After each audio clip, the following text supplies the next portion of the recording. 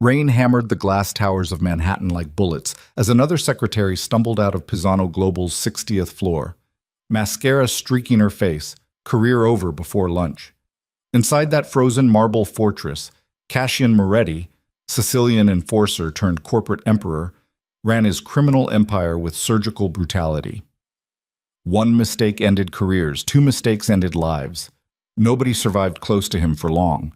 Then a clumsy barista named Elena Whitmore accidentally shattered a priceless Renaissance inkwell within 5 minutes of walking through his door, spilled coffee across ancient marble, and muttered sarcastic commentary under her breath while the entire security team held its breath waiting for blood. Cassian laughed. The office went silent. Because the most dangerous man in New York just became obsessed with the only woman chaotic enough not to fear him, and neither of them would survive what came next. Like this video, comment what city you're watching from so I can see how far this story travels, and follow me to the end. The rain came down like the city wanted to drown itself. Elena Whitmore stood outside the glass monolith of Pisano Global, with a to-go cup shaking in her hand and her stomach trying to crawl out through her throat. 60 floors of steel and silence stretched above her, each window reflecting storm clouds that looked like bruises across the sky. She'd walked past this building 1,000 times, serving overpriced lattes to hedge fund sociopaths, never imagining she'd actually be stupid enough to walk inside. But her landlord didn't take art history degrees as rent payment. Neither did the hospital holding her mother's medical bills hostage. So here she was, 26 years old, wearing a thrift store blazer that didn't quite fit, holding a coffee she couldn't afford, about to interview for a job she definitely wouldn't get. The lobby swallowed her whole. Marble floors stretched in every direction like frozen lakes. Everything gleamed, chrome fixtures, polished stone, security guards in suits that cost more than her entire wardrobe. Elena's sneakers squeaked against the floor. Every head turned. She felt like a stray dog wandering into a cathedral. "Can I help you?" The receptionist's voice could have cut glass. "I have an interview." Elena's voice came out smaller than she wanted. "Executive assistant position, 10 o'clock. The woman's expression flickered, something between pity and disbelief. "60th floor, elevator bank C. Don't be late." Elena nodded and walked toward the elevators before her legs could mutiny. Behind her, she heard whispered conversation, the receptionist's voice dropping low. "Another one. She won't last an hour." The elevator ride felt like ascending into hell in reverse. Numbers climbed. Her reflection stared back from polished steel. Dark circles under her eyes.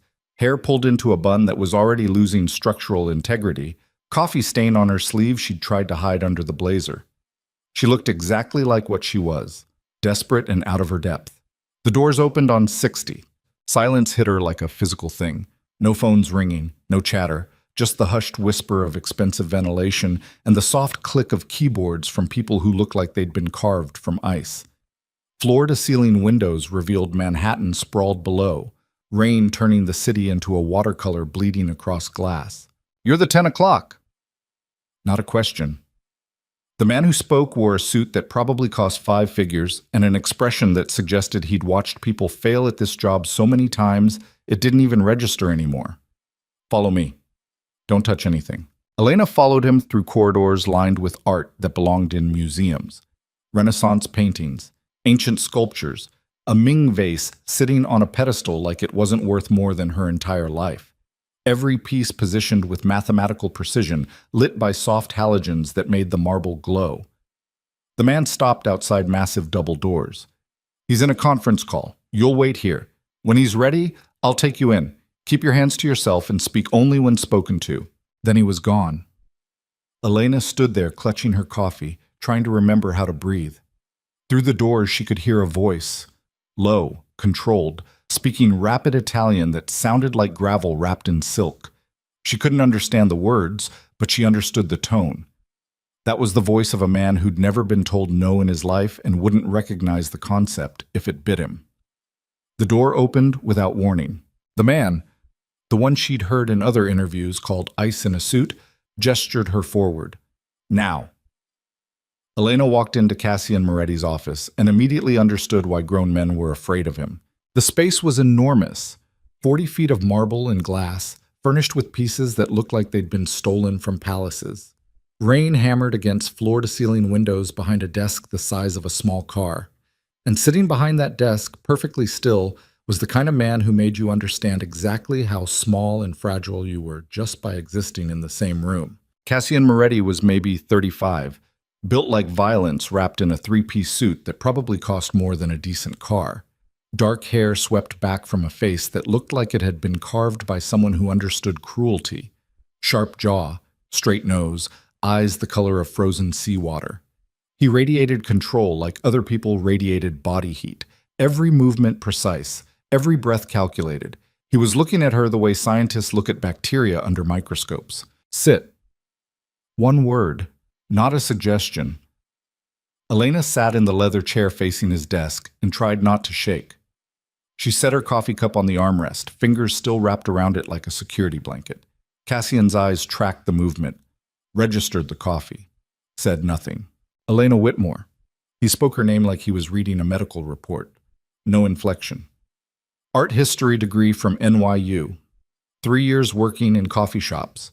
Previous employment includes gallery internships that paid nothing and led nowhere. Currently $26,000 in medical debt due to your mother's cancer treatment. Rent 3 months overdue. He glanced up. You walked here in the rain because you can't afford subway fare. Elena's throat closed. Every personal detail of her life laid out like he was gutting a fish. No warmth, no judgment, just facts presented with surgical precision. The previous 5 assistants quit within a week. Cassian leaned back in his chair. The 3 before that were terminated. I require perfection. I do not accept excuses, delays, or incompetence. You will work 16-hour days. You will not question my decisions. You will anticipate my needs before I express them. He tilted his head slightly. Why are you wasting my time? The question hit like a slap. Elena felt something crack open inside her chest. Maybe it was the exhaustion. Maybe it was 3 months of rejection letters and landlord threats and watching her mother fade in a hospital bed she couldn't pay for. Maybe it was just the absolute certainty that she had nothing left to lose. Because I'm smarter than every polished Ivy League robot you've already fired. The words came out before she could stop them. You don't need someone who knows how to format emails and schedule conference calls. You need someone who can see patterns nobody else sees. And I can do that. Silence dropped like a guillotine. Cassian didn't move, didn't blink, just stared at her with those glacier eyes like he was deciding whether she was interesting or just stupid. Prove it. He slid a document across the desk. Elena leaned forward, picked it up. Contract terms. Dense legal language about international consulting services, payment schedules, corporate entities she didn't recognize. Her art history background made her good at one thing, finding details other people missed. She scanned the text, looking for the thing that didn't fit. 15 seconds later, she found it. Clause 17. She tapped the page. The delivery schedule references standard maritime protocols, but the container codes don't match any legitimate shipping format. They're using Renaissance merchant symbols. Specifically, Venetian trade guild markers from the 15th century. She looked up. Someone's hiding cargo classifications inside historical references that modern customs systems won't flag. The room went absolutely still. Cassian's expression didn't change, but something shifted behind his eyes. Interest. Or maybe danger. With a man like him, the two were probably the same thing. Where did you learn Venetian trade symbols? Thesis research on Renaissance merchant networks and the origins of modern banking systems. Spent 8 months in archives reading original ledgers. Elena's hands were shaking, but her voice held steady. Most people think art history is memorizing pretty paintings. It's actually code-breaking for dead economies. Cassian stood. The movement was liquid, controlled. He walked around the desk, came to stand directly in front of her.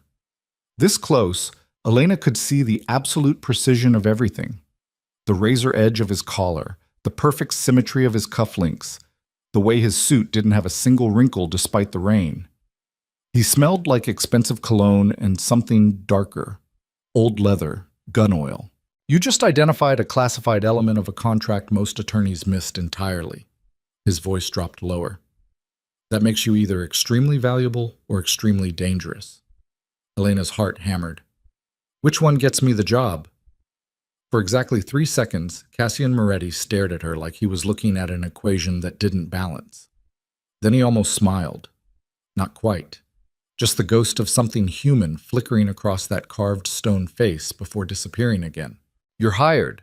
Starting salary $75,000. Medical benefits begin immediately. Enough to cover your mother's treatment. You'll work directly under my supervision. No intermediaries. He turned back toward his desk. There's an NDA and confidentiality agreement that requires signing. Read it carefully. Once you sign, you belong to this organization. Completely. Elena stood on shaking legs. $75,000. Medical coverage. The answer to 3 months of nightmares delivered in one emotionless sentence. I'll sign. I know you will. Cassian picked up a pen, actual fountain pen, probably worth more than her rent, and held it out. People always do. Elena took the pen. Her fingers brushed his for half a second. His hand was warm. Somehow that felt more disturbing than if he'd been cold as marble. She signed her name at the bottom of the contract without reading the fine print. Survival instinct had died somewhere around week 8 of unemployment. You start now. Cassian pressed a button on his desk. The man in the expensive suit appeared in the doorway like he'd been waiting. Marco will give you office access, security clearance, and your workstation. You have 30 minutes to familiarize yourself with my schedule. I have a meeting at 11. You'll attend and take notes. Yes, sir. Elena turned to follow Marco out, made it exactly 3 steps before her elbow caught the edge of a side table. The coffee cup she'd forgotten she was still holding flew out of her hand. Everything happened in slow motion. The cup arced through the air. Coffee exploded outward in a perfect brown spiral. And sitting on that side table, positioned on a bed of dark velvet like something sacred, was an antique inkwell made of blown glass and gold filigree. Renaissance era. Probably Florentine. Absolutely priceless. The coffee cup hit it dead center. Glass shattered. Gold cracked. Pieces flew across the marble floor like shrapnel. Brown liquid spread across white stone, carrying fragments of broken art with it. The entire room froze. Marco went white. Security guards appeared in the doorway, hands moving toward weapons under their jackets. Elena stood there, coffee dripping from her fingers, staring at 1,000 pieces of irreplaceable history scattered across the floor. Her brain short-circuited. Oh, shit. She dropped to her knees and started trying to pick up glass with her bare hands. Panic made her movements jerky. I'm sorry. I'm so sorry. I can fix this. I can find someone who does restoration. There are specialists in Brooklyn who work with Renaissance glass. I know someone who... Stop talking. Cassian's voice cut through her rambling like a knife. Elena froze. Glass pieces still in her hands, coffee soaking into her sleeve, certain she was about to die. Footsteps. Cassian walked toward her, stood looking down at the destruction. His face was absolutely unreadable. That inkwell belonged to my brother. His voice had no emotion in it at all. He died 6 years ago. It was the only thing of his I kept. Elena's throat closed completely. She couldn't breathe, couldn't think, just knelt there in broken glass and coffee, waiting for whatever came next. Then Cassian did something that made the entire security team go rigid with shock. He laughed. Not a big laugh, just a short, sharp sound like something breaking loose inside his chest. He looked at her. Really looked at her. Kneeling in wreckage and panic with glass in her hands and coffee in her hair, and something cracked in that frozen face. 5 minutes. He shook his head slowly.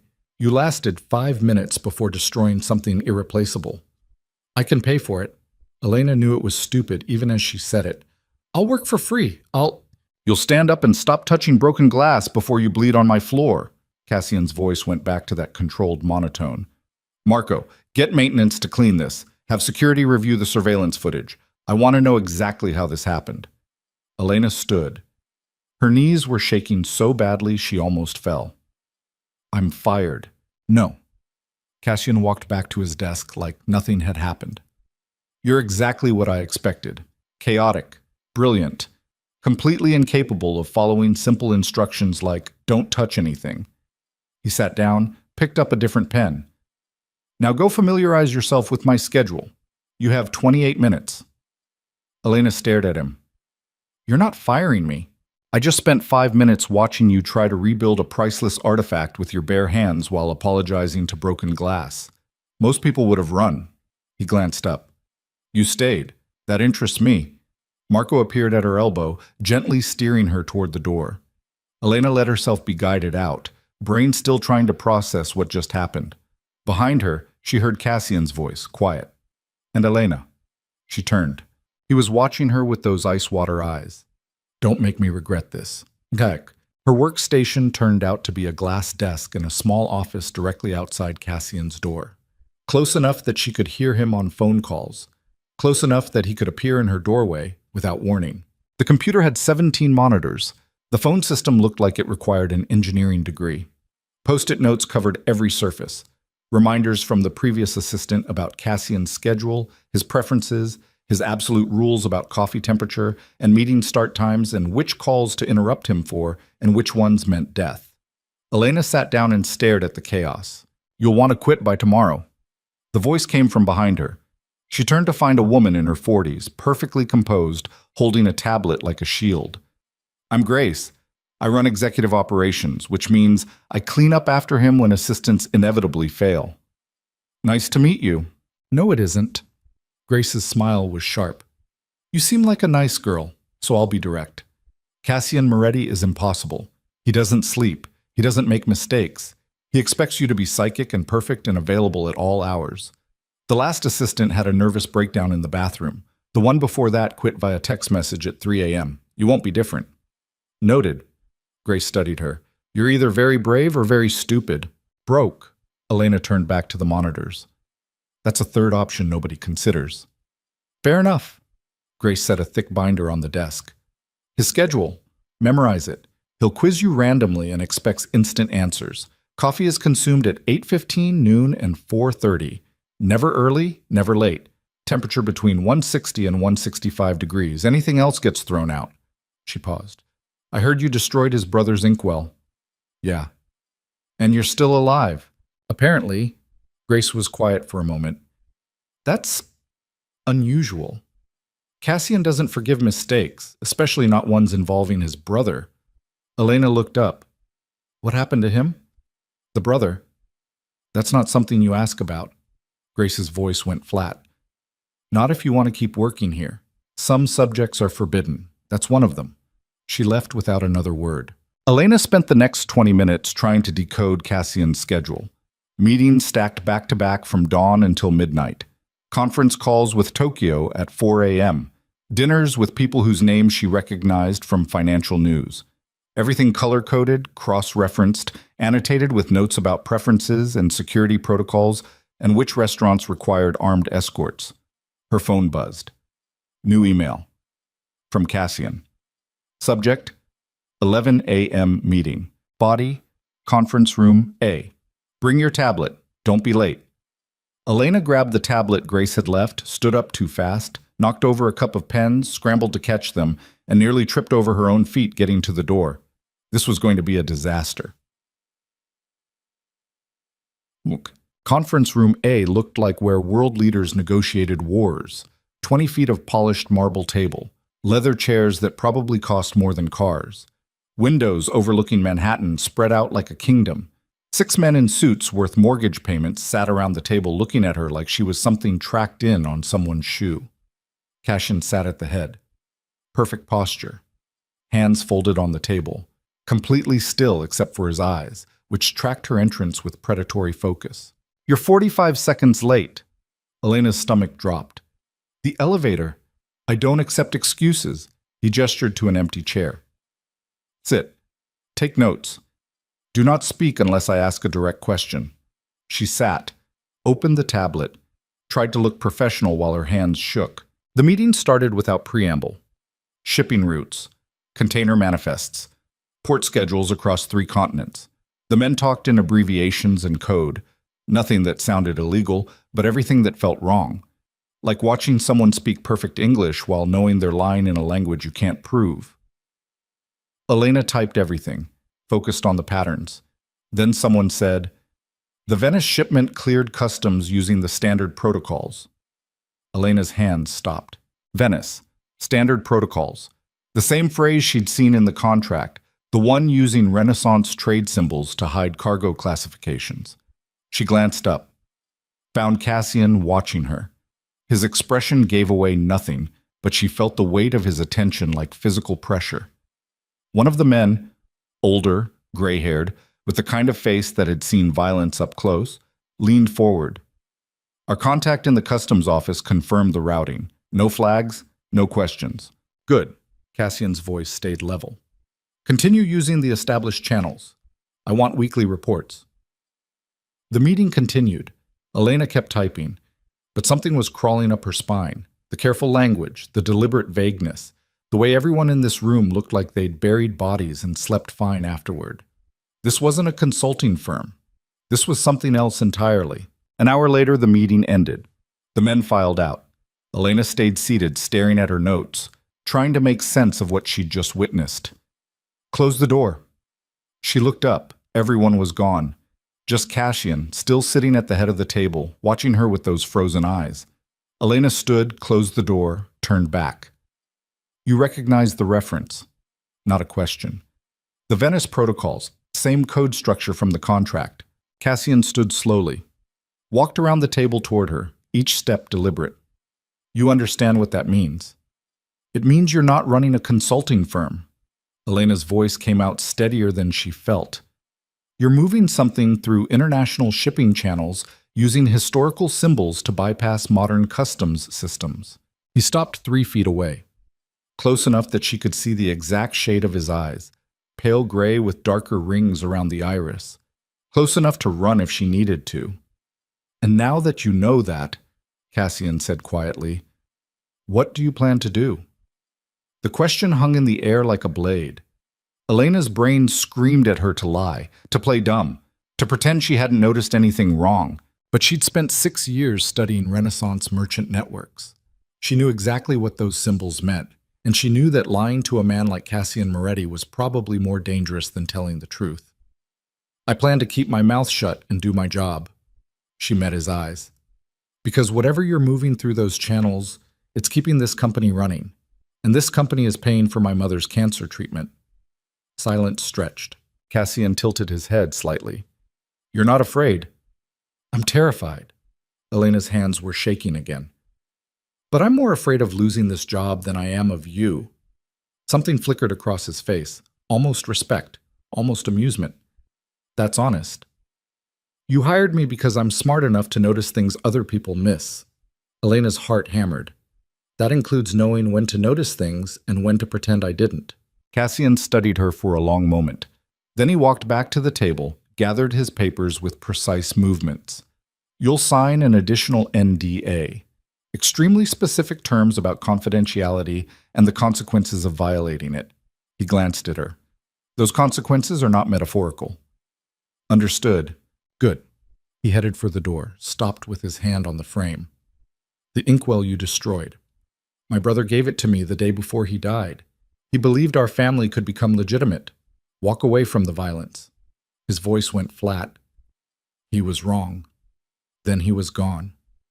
Elena stood alone in the conference room, surrounded by luxury and rain and the growing certainty that she'd just signed her life over to something far more dangerous than a demanding boss. Outside the windows, Manhattan sprawled in the storm.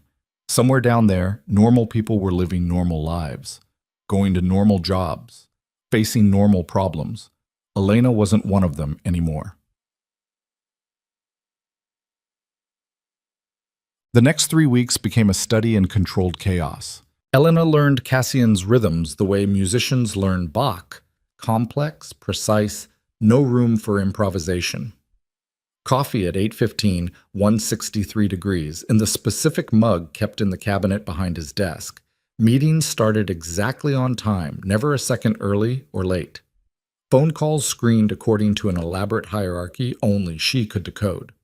Schedules adjusted in real time based on information she had to anticipate before he asked. She was exhausted, constantly behind, always scrambling, and somehow, against all logic, she was good at it. The pattern recognition that made her good at art history translated perfectly to corporate espionage masquerading as executive assistants. She started seeing connections before they materialized, guest lists that suggested allegiances, meeting times that revealed priorities. The way Cassian's jaw tightened when certain names appeared on his screen, tiny tells that taught her who mattered and who didn't. But the real revelation came late one night in the third week. Elena was alone in her office at 11 p.m., surrounded by file boxes Grace had dumped on her desk, with instructions to organize shipment manifests. Routine archival work. Boring. Except the manifests weren't boring at all. They were Renaissance trade ledgers disguised as modern business documents. Elena spread them across her desk, cross-referencing dates and container codes and port schedules. The pattern emerged slowly, then all at once. Someone was running a secondary network. Hidden inside Cassian's legitimate operations, someone had built a parallel trafficking system using the same Renaissance symbols but with subtle variations. Different merchants, different guild markers, a ghost network piggybacking on the real one. And the codes dated back years, long before Elena started working here. She sat back, heart pounding. This wasn't just corporate espionage. This was betrayal from inside the organization. Someone close enough to Cassian to access his systems, close enough to hide in plain sight. The office door opened. Elena jumped. Paper scattered. Cassian stood in the doorway, still wearing his suit despite the hour, looking at her and the chaos of documents spread across her desk. "It's 11:30. His voice was calm. "You should have left hours ago." "I was organizing the archives." Elena's throat was dry. "Found some inconsistencies in the shipping manifest." He went very still. "What kind of inconsistencies?" "Someone's using your routing systems to move their own cargo. The codes are similar enough to pass casual inspection, but different enough that they're running a separate network." She pointed to two manifests side by side. "This one uses authentic Venetian merchant marks. This one uses modified symbols from a competing guild. Same routes, different cargo." Cassian walked to her desk, looked down at the documents. His face gave away nothing, but Elena saw his hands, the way his fingers tightened almost imperceptibly. "How long has this been happening?" "At least 3 years based on the oldest documents in the archive." "Can you identify who's running it?" Elena pulled out another sheet. "The authorization codes trace back to someone with executive-level access. Someone who can approve shipments without your direct oversight." She looked up. "How many people have that kind of clearance?" "4. Cassian's voice had gone very quiet. "Myself, Marco, Grace, and Luca DeMarco, head of security." The name landed like a stone in water. Elena had met Luca once, briefly. A man in his 40s with military posture and eyes that looked like they'd seen the worst things humans could do to each other. He ran Cassian's security operations with the same cold precision Cassian ran everything else. "It could be any of them," Elena said carefully. "No." Cassian picked up one of the manifests. "Marco has been with me since we were children. Grace handles operations but has no interest in the shipping networks. That leaves Luca." His jaw tightened. "My father's oldest friend, the man who taught me how to survive in this world." "I could be wrong." "You're not." Cassian set the paper down with controlled precision. "Your instinct was right the day you walked in here. You see patterns no one else sees." He looked at her. "That makes you either extremely valuable or extremely dangerous. We both know which one you are now." Elena's pulse hammered. "What are you going to do?" "Confirm it, quietly." He moved toward the door, stopped. "Elena." "Yes?" "Tell no one about this. Not Grace, not Marco, no one." His eyes held hers. "If Luca discovers you know, he'll kill you. Not metaphorically, literally." Then he was gone. Elena sat alone in her office, surrounded by evidence of betrayal, and understood with perfect clarity that she'd just crossed a line she couldn't uncross. She wasn't just an assistant anymore. She was a liability. And in Cassian Moretti's world, liabilities didn't survive long. Elena didn't sleep that night. She lay in her cramped studio apartment, staring at water stains on the ceiling while her brain replayed every conversation she'd had with Luca DeMarco. The polite nods in hallways, the way he'd held doors open with military precision. That brief moment in the elevator when he'd asked how she was settling in, voice warm, smile reaching his eyes. All of it felt different now, contaminated. By 4 a.m. she gave up pretending. Made coffee she couldn't taste. watched dawn break over the city like a wound opening across the sky. Her phone buzzed at 6:30. Text from Cassian. Office. 7 a.m.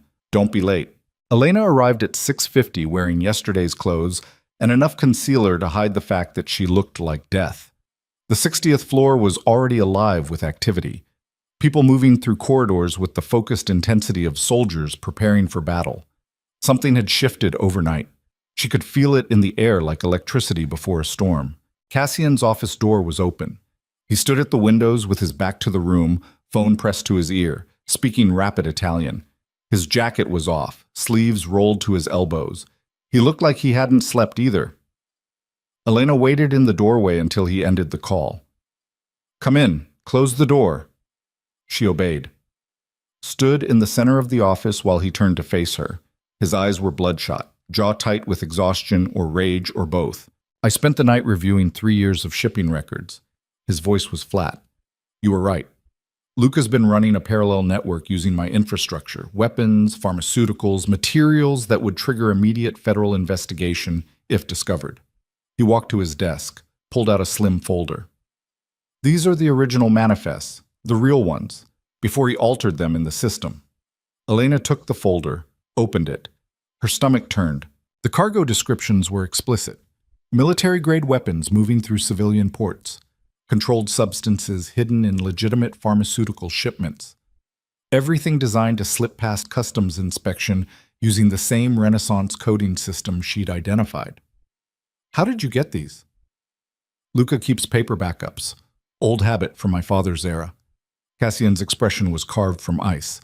He stores them in a secure facility in Brooklyn. I accessed it last night. You broke into his storage facility. I own the building. Something dangerous flickered across his face. He just didn't know it. Elena set the folder down carefully. What are you going to do? That depends on what you do next. Cassian leaned against his desk.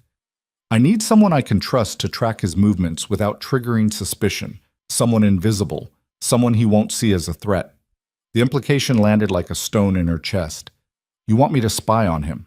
I want you to do your job. Schedule meetings. Organize files. Be the clumsy assistant everyone expects you to be. His eyes held hers. And report everything you notice about Luca's schedule, his contacts, his behavioral patterns. He'll know. He won't.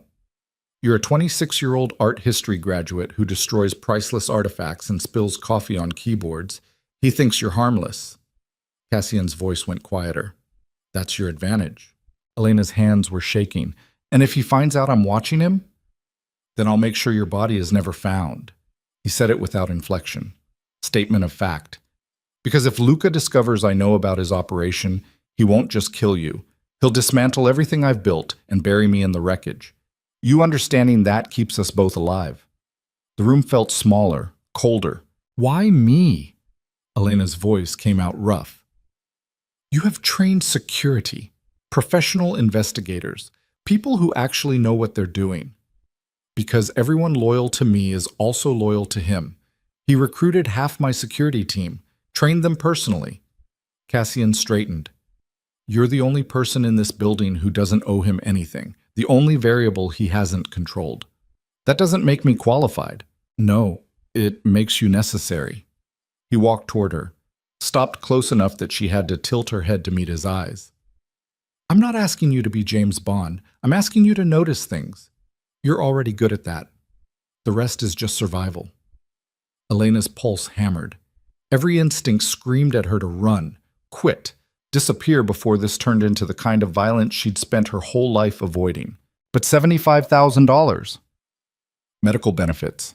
Her mother's treatment continuing without interruption. What do I get if I do this? Cassian's expression shifted. Almost approval. $100,000 bonus when this is over. And the certainty that you're on the winning side when things get ugly. When, not if. There is no if. His voice was absolutely certain. Luca's been planning something for years, building resources, establishing networks. Men like him don't run parallel operations for fun. They do it because they're preparing to take over. He paused. I need to know when he's ready to move. You're going to tell me. Elena looked at the folder on the desk. at the evidence of betrayal stretching back years, at the man standing in front of her offering her money and protection in exchange for becoming the kind of person she'd never imagined being. "Okay." The word came out barely louder than breathing. "I'll do it." "Good." Cassian walked back to the windows. "Luca has a meeting scheduled at 10 a.m. Conference room B. You'll sit in and take notes. Pay attention to everything. Who he talks to, what he says, the way he says it. He'll wonder why I'm there. You're my assistant. You attend all executive meetings now." He glanced back. "Get used to being underestimated. It's the only weapon you have." Itzun. Conference room B was smaller than A. More intimate. 6 chairs instead of 20. The kind of space where power was negotiated behind closed doors. Elena arrived early carrying her tablet and a coffee she didn't want, sat in the corner chair, made herself invisible. Luca walked in at exactly 10 a.m. He looked the same as always, military posture, gray suit, eyes that had seen combat and come out colder for it. But now Elena saw different details. The way his gaze swept the room, checking exits. The slight bulge under his left shoulder where a weapon sat. The absolute control in every movement. "Elena." His voice was warm, friendly. "I didn't know you'd be joining us." "Mr. Moretti asked me to take notes for all executive meetings now." "Of course." Luca smiled. It looked genuine. "How are you settling in? I heard about the incident with the inkwell." Heat crawled up Elena's neck. "Still settling." "Don't worry, Cassian's standards are impossible. We all fail eventually." He took a seat at the head of the table. The key is failing in ways he finds useful. 2 other men entered, both in expensive suits. Both carrying themselves like violence was a second language they spoke fluently. Elena recognized one from previous meetings, Marco's second in command. The other was new, younger, military tattoos visible on his wrists.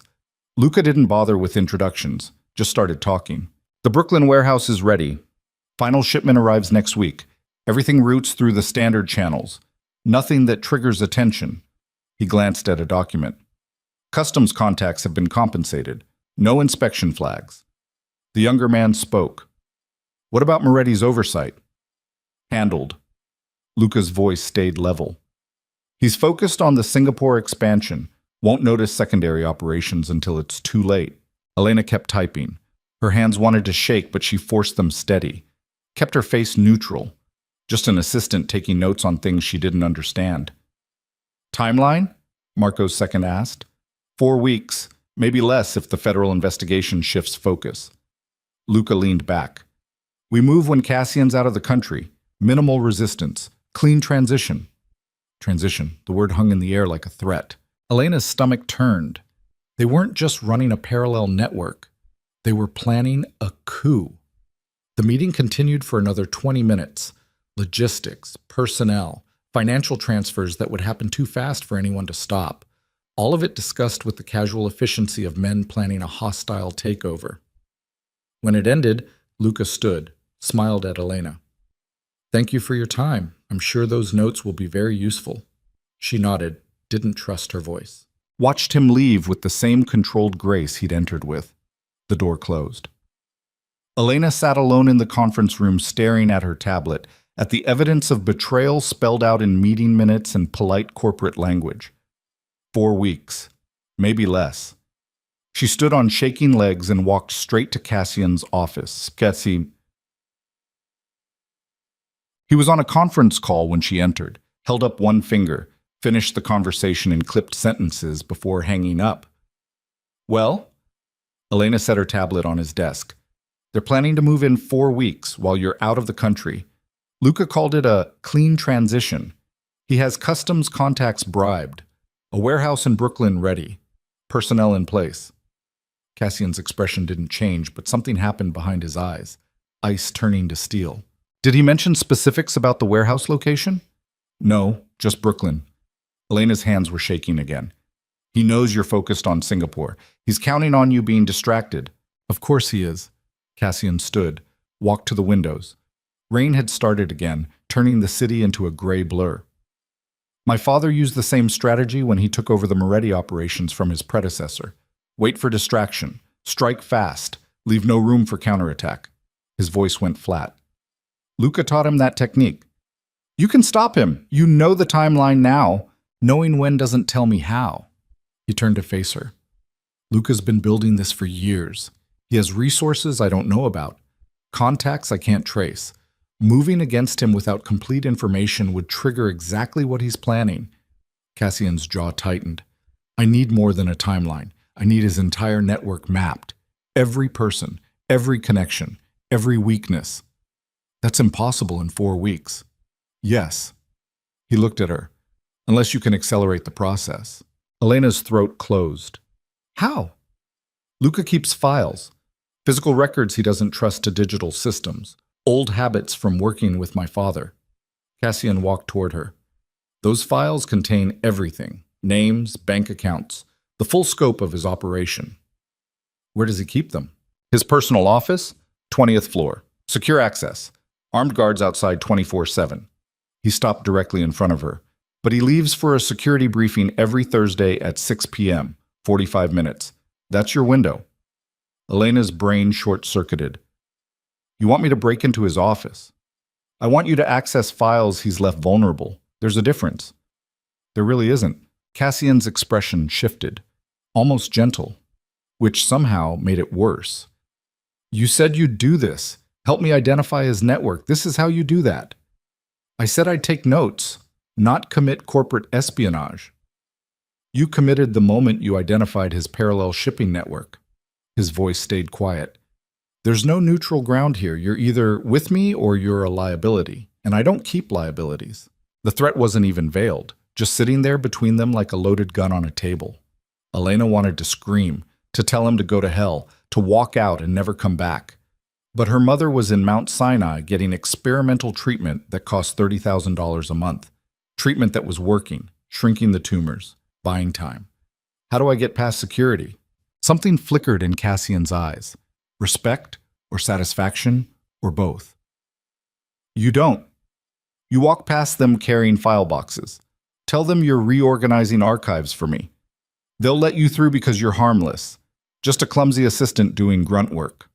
And the cameras? I'll handle those. 20-minute loop starting at 6:15. Enough time to get in, photograph what you need. Get out! He pulled a slim device from his desk drawer.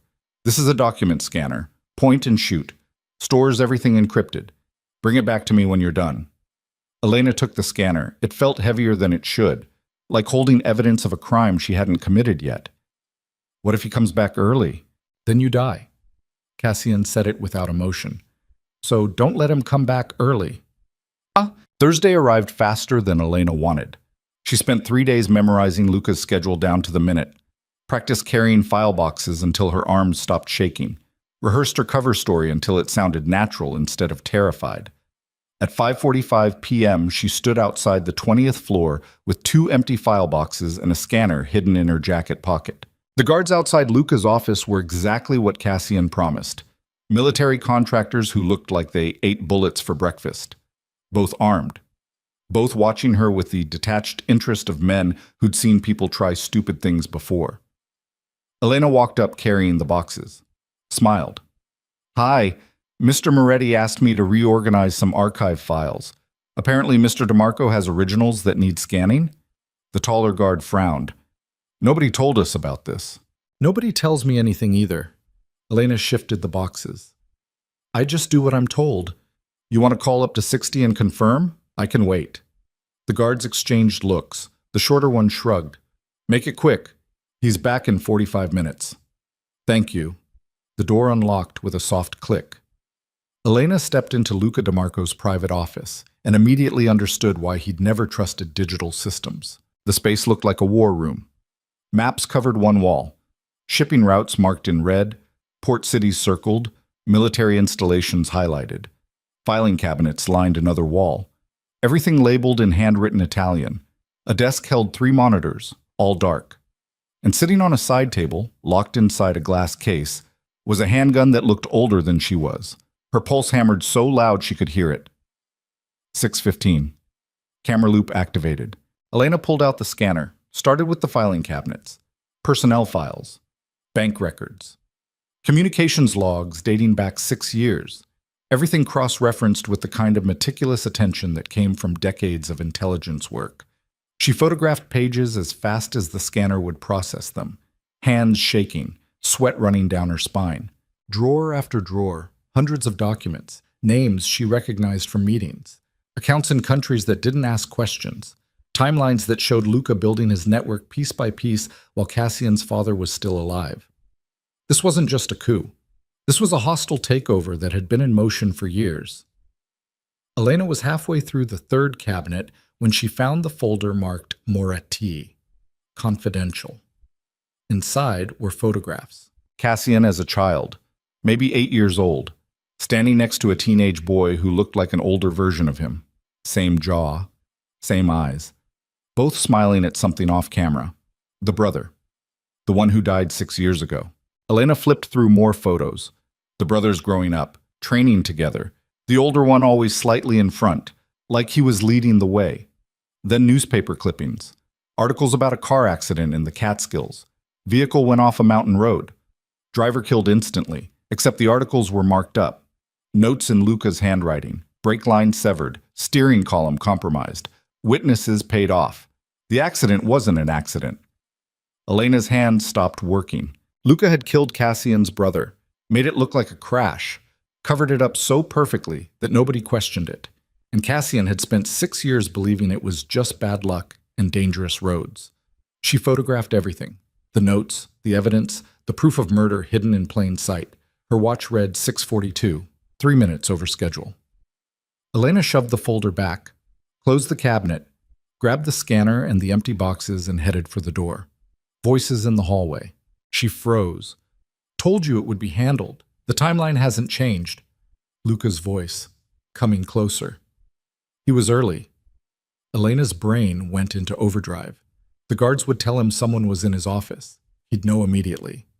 There was no exit except through the door he was about to walk through. She looked around desperately. The monitors. The desk. She dropped to the floor, crawled under the desk, pulled the chair in tight, and made herself as small as possible in the space where his legs would go. The door opened. Footsteps.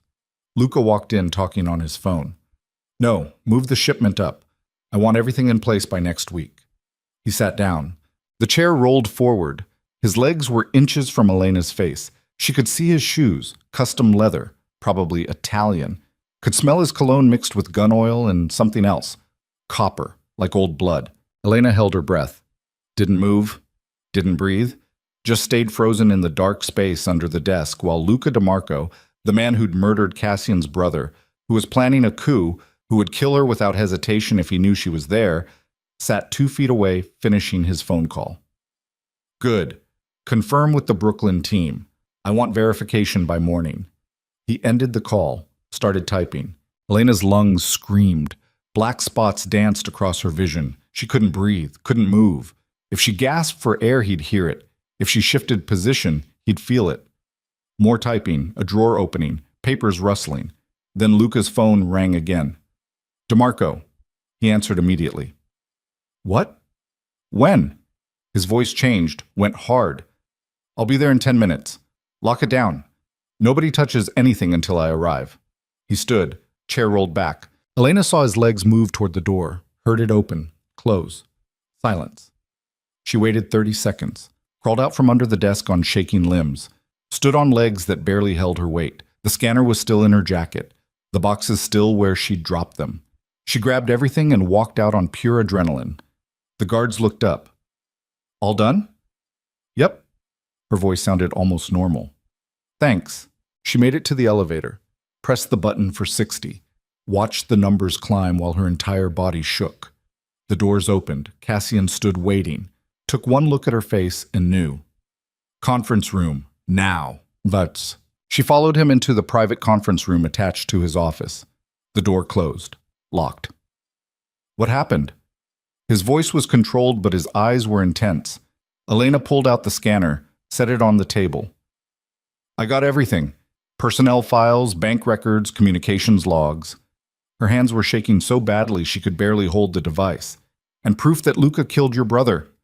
The temperature in the room dropped 10 degrees. Cassian went absolutely still. What? Photographs. Newspaper clippings about the accident. Notes in Luca's handwriting showing it wasn't an accident. Elena's voice cracked. He sabotaged the car, paid off witnesses, made it look like a crash. Cassian took the scanner. His hands were steady, but something was happening behind his eyes. Something cold and lethal rising to the surface. Show me. Elena pulled up the photos on her phone, held it out. Cassian looked at the screen. At the evidence of his brother's murder. At 6 years of lies condensed into handwritten notes and careful documentation. His expression didn't change, but his breathing did. Shallow, controlled, like he was physically holding himself together. He killed Marco. Cassian's voice was barely audible. My brother. The only person who ever believed we could be something other than criminals. He set the phone down with mechanical precision, and I've spent 6 years trusting the man who murdered him. Cassian, leave. The word came out flat, dead. I'm not leaving you alone right now. Elena. He looked at her. His eyes were empty, hollowed out. Leave. Before I do something I can't take back. She stood her ground. You asked me to help you. I'm helping. You've helped enough. His voice was rising, not loud, but intense. You've given me everything I need to burn his entire operation to the ground. Now get out before you get caught in the fire. No. The refusal hung between them. Cassian stared at her like he was seeing her for the first time. Really seeing her. Not as an assistant, not as a useful tool. As a person making an impossible choice to stay when every survival instinct screamed to run. Why? His voice cracked. Why would you stay? Because you're not going to burn anything to the ground. Elena's hands were still shaking, but her voice held steady. You're going to take 24 hours. Process this. Make a plan that doesn't end with you in prison or dead. She moved closer. Your brother wanted you to be better than the violence. Remember? You told me that. My brother's dead because I wasn't violent enough. Cassian's control was fracturing. She could see it in the way his hands clenched, the tension in his jaw. I should have seen it. Should have known Luca was lying. Should have... You were grieving. He manipulated that. Elena cut him off. Taking Luca down when you're emotional makes you sloppy. You're not sloppy. You're precise. So be precise. Cassian looked at her for a long moment. Rain hammered the windows. The city sprawled below like a wound. Then something shifted in his expression. The ice cracked.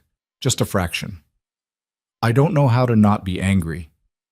Then be angry, but be smart about it. Elena held his gaze. Use what I found. Map his network. Identify every person loyal to him, then dismantle it piece by piece until there's nothing left. That takes time. He moves in 4 weeks. Then we move faster. She pulled up the scanner files on the conference room monitor. These documents show everything: bank accounts, communication channels, personnel assignments. We have his entire operation mapped out. We just have to use it. Cassian stared at the screen, at years of betrayal laid out in spreadsheets and handwritten notes. His breathing slowly steadied. The rage didn't disappear.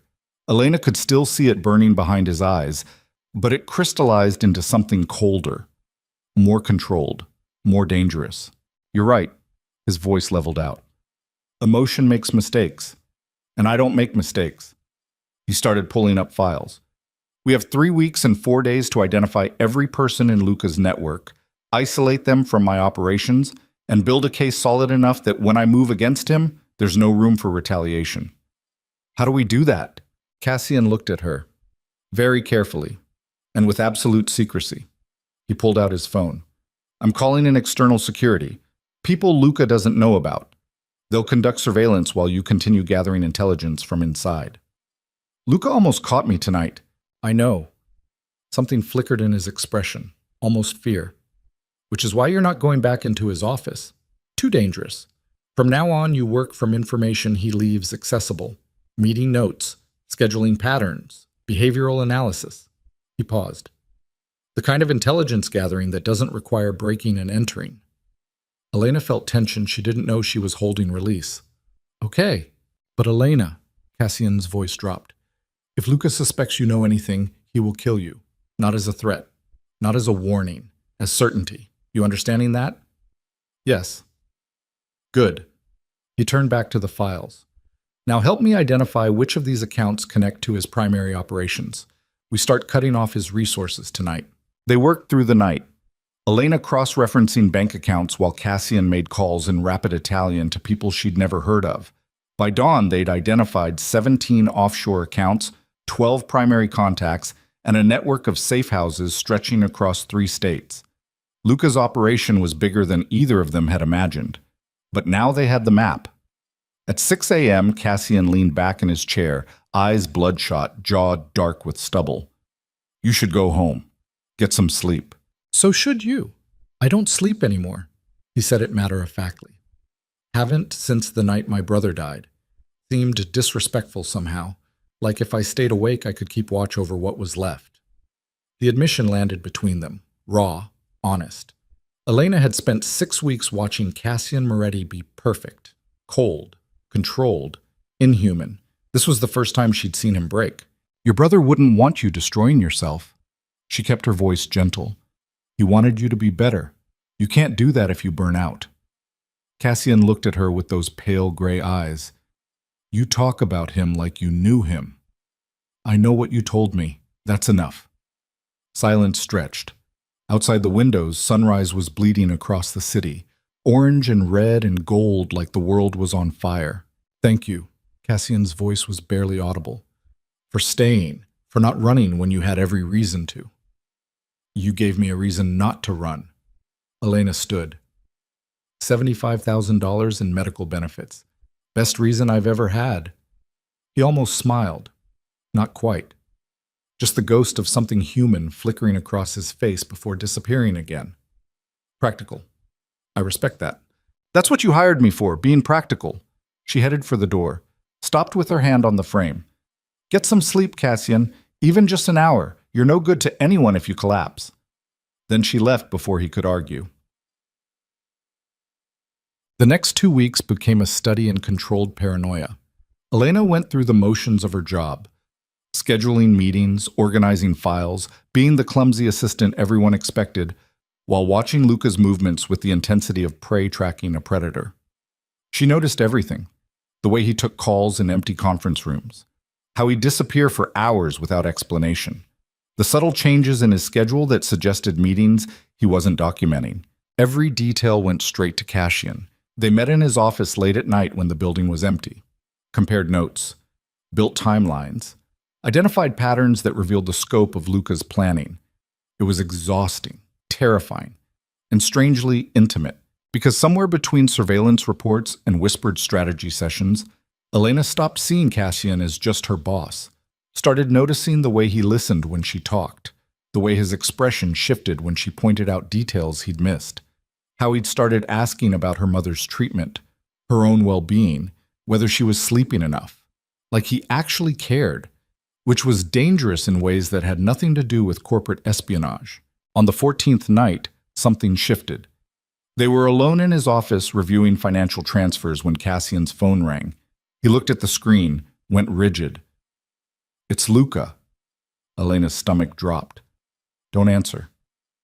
"I have to." Silence triggers suspicion, he answered. "DeMarco, what do you need?" She watched his face, saw tension tighten around his eyes. "Tonight?" Cassian's voice stayed level. "I'm not available.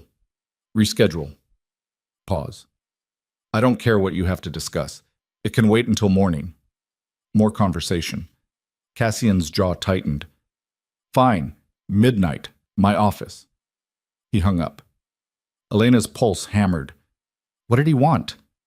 "A meeting. Tonight. Says it's urgent." Cassian set the phone down. "He's moving the timeline. I can feel it. You can't meet with him alone." "I don't have a choice. Refusing now makes him suspicious." He stood, walked to the windows. Rain was coming down again, turning the city into a blur of lights and darkness. "But I need you to record the conversation. Audio only. Hidden device." "Where?" "Here."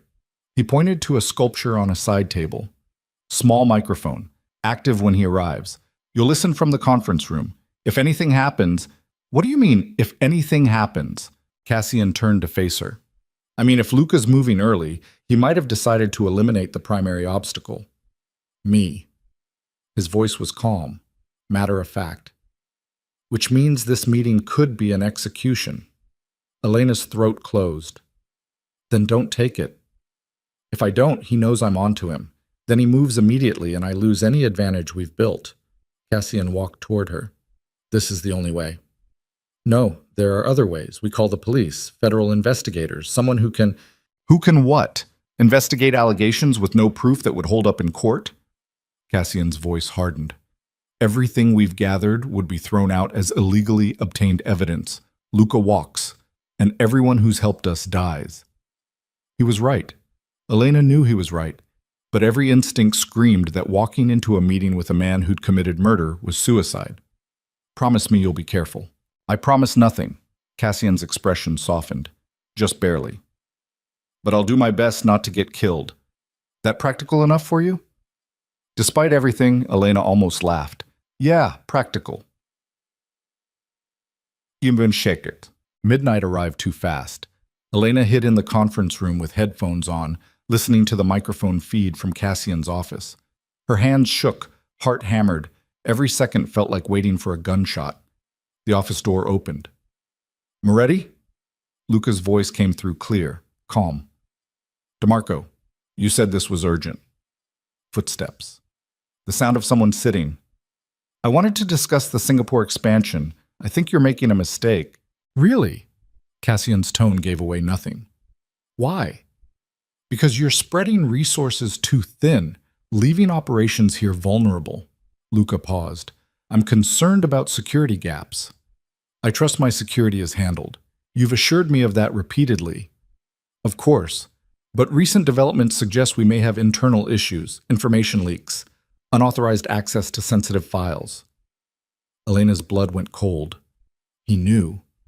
Somehow Luca knew someone had been in his office. Interesting. Cassian's voice stayed level. What kind of unauthorized access? Someone bypassed security protocols on the 20th floor 2 weeks ago. Cameras showed a brief loop. Very professional. Luca's tone shifted, became harder. The kind of thing that requires inside knowledge. You're suggesting someone on my team is working against us. I'm suggesting we have a problem that needs solving. Silence stretched. Elena held her breath. Then Cassian spoke. You're right. We do have a problem. Elena's heart stopped. The problem is you've been running a parallel network through my operations for 6 years. Moving weapons, controlled substances, building resources for a coup you're planning in 3 weeks. The silence that followed was absolute. Then Luca laughed, low, dangerous. You know, I know everything. Cassian's voice turned to ice. The offshore accounts, the safe houses, the personnel you've recruited, the warehouse in Brooklyn, all of it. How long? 2 weeks. Let me guess. Luca's voice held something between admiration and rage. Your clumsy little assistant, the one who destroyed your brother's inkwell. She found something. Elena's pulse hammered so hard she thought her chest would explode. Leave her out of this. Can't do that. She's already in it. Luca's chair scraped. Movement. Here's what happens next. You're going to step down quietly. Transfer operations to me. Walk away with your life and enough money to disappear. Or I release documentation showing your entire empire was built on your father's criminal network. Federal prosecutors get everything. You spend the rest of your life in prison. Pause. And your assistant dies screaming. The threat hung in the air like poison. You killed my brother. Cassian's voice was absolutely flat. Sabotaged his car. Made it look like an accident. I have proof. Of course you do. And it won't matter. Luca's voice hardened. Marco wanted to make the family legitimate, weak. Your father understood that weakness gets you killed, so I handled it. He was my brother. He was a liability. No emotion, just fact. Just like you're becoming now. Elena heard movement, fast, sudden, Cassian's voice, sharp. Don't. Then gunfire. 3 shots, deafening through the headphones. Elena's world stopped. She tore off the headphones and ran toward Cassian's office, heart hammering, certain she was about to find him dead on the marble floor. The door burst open under her hands. Cassian stood behind his desk, breathing hard, gun in his hand. Blood splattered across his white shirt. Luca lay on the floor 3 feet away, 2 bullets in his chest, 1 in his shoulder. Not moving. Blood spreading across marble like dark wings.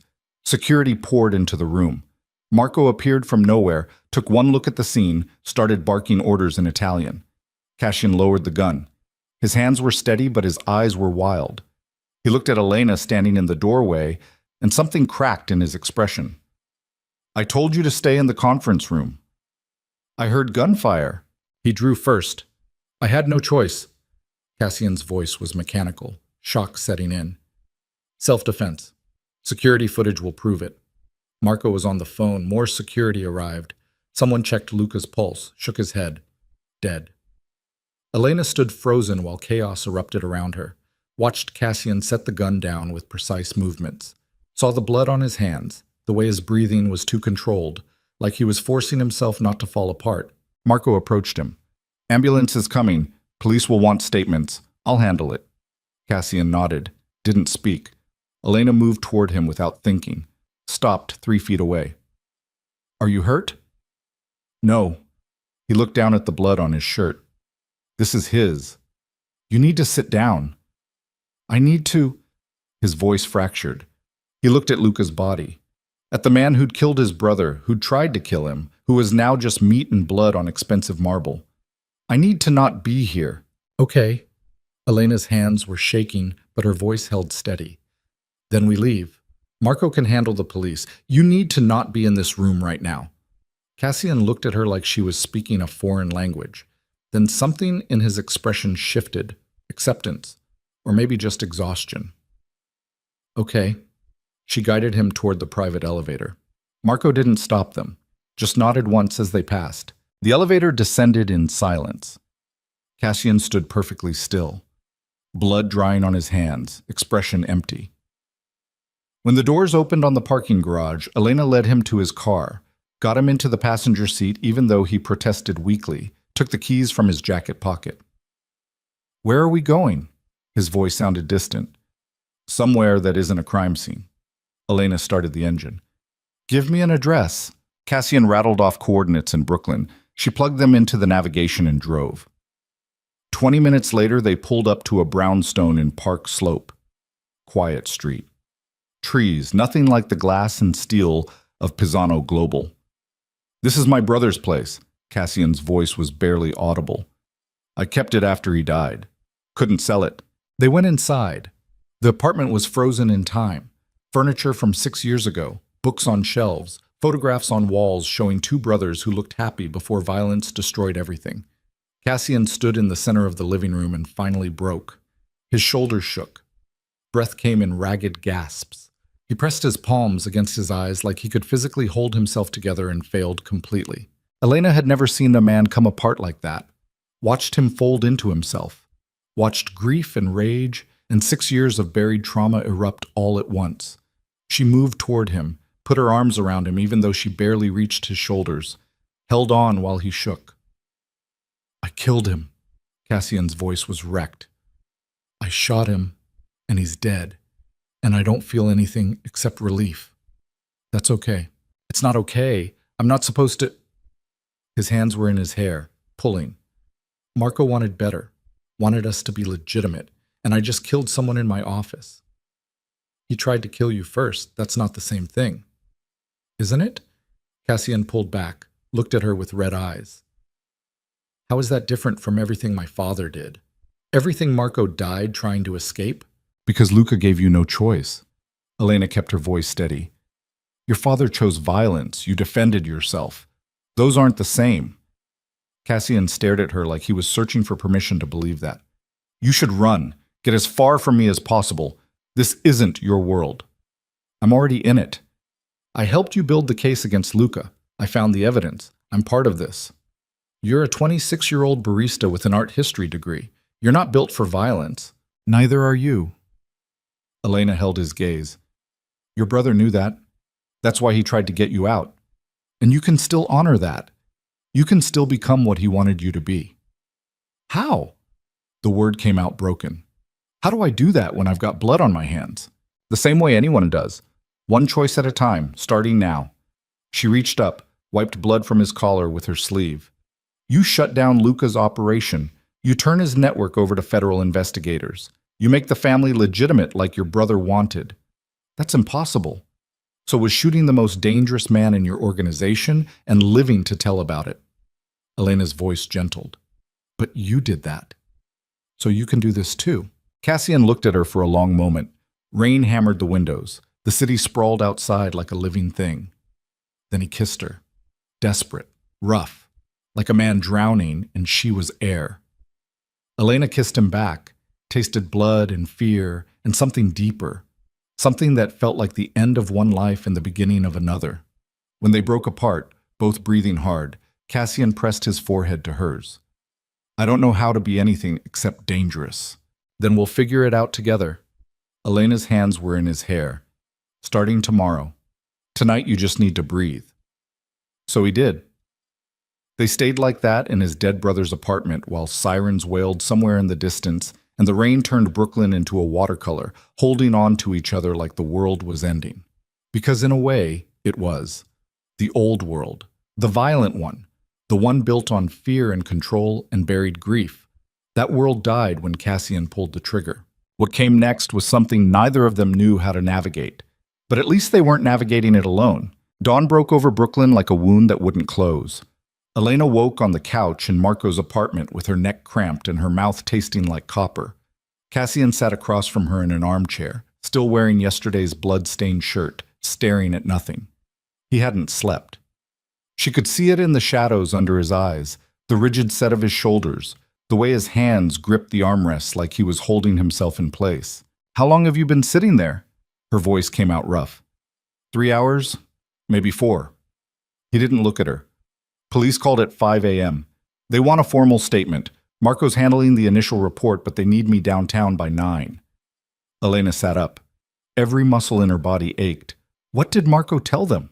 The truth. That Luca drew a weapon during a private meeting, that I defended myself. Security footage backs it up. Cassian's voice was flat, mechanical. Open and shut self-defense. I'll be cleared by afternoon. Then why do you look like you're about to fall apart? Because cleared doesn't mean clean. He finally looked at her. His eyes were bloodshot, haunted. Luca was head of security for 15 years. Respected. Connected. People will ask questions. Federal investigators will dig into why my head of security tried to kill me. And when they start digging, they'll find his network, Elena finished. The parallel operation, the weapons trafficking, everything. Yes. Cassian stood, walked to the windows.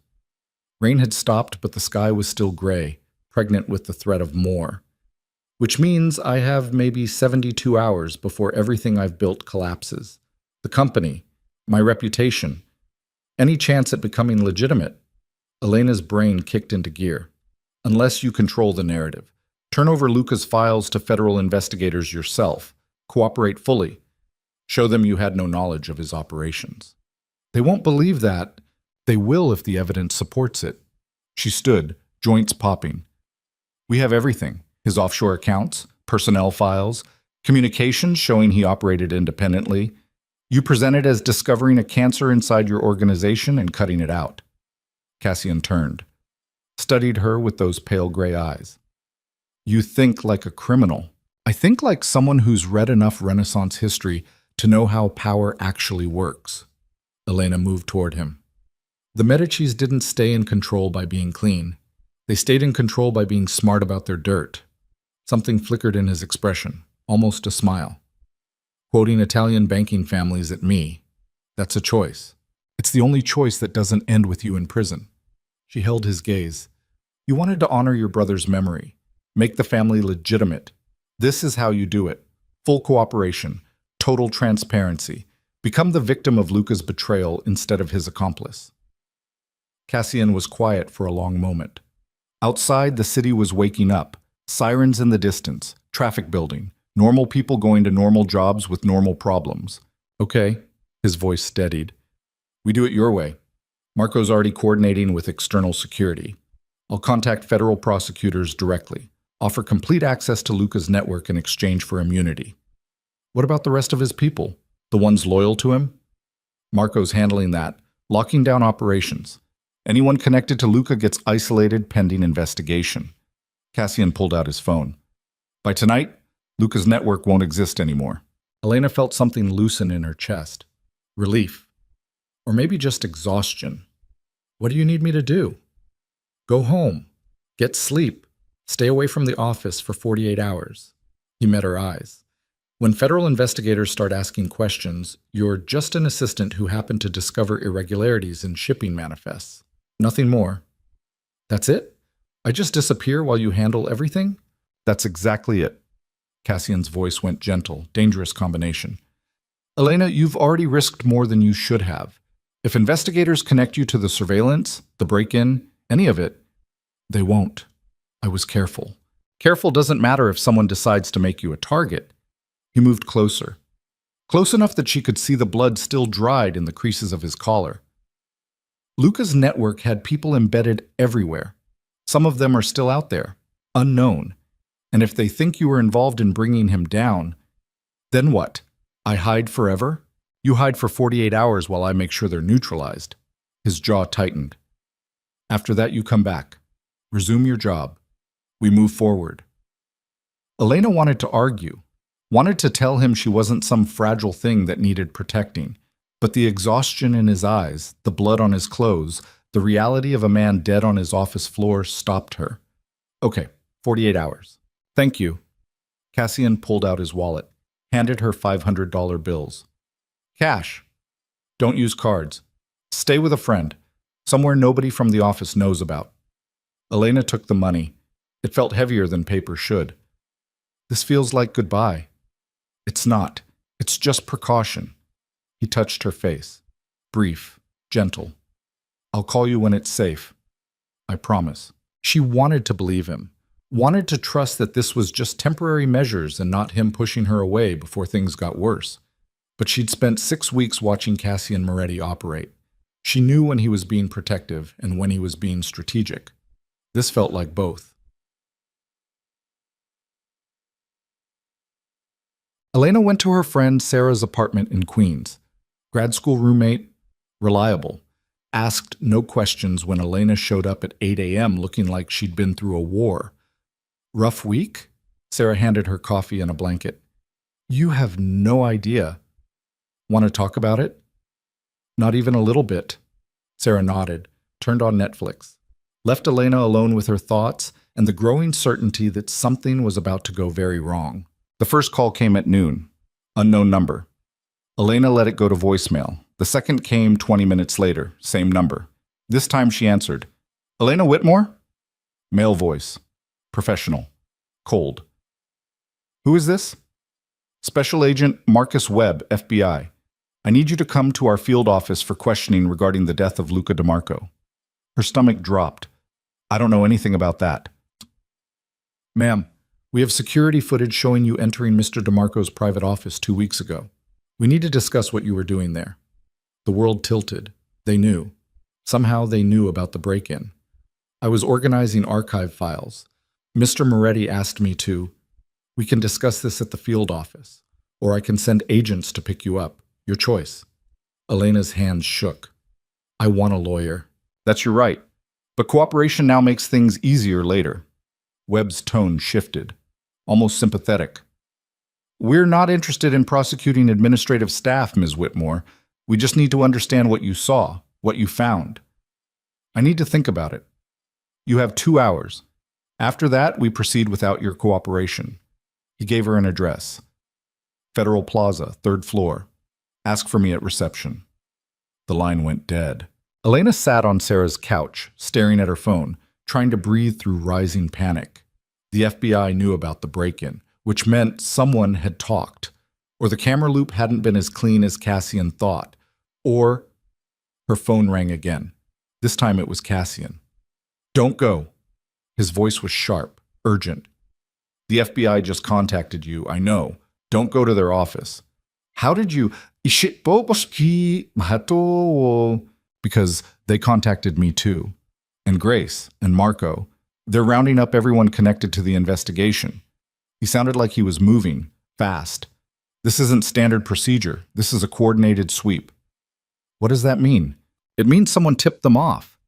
Gave them enough to launch a full investigation before I could control the narrative. His breathing was harsh. Elena, listen to me very carefully. Do not talk to federal agents without a lawyer. Do not go to their office.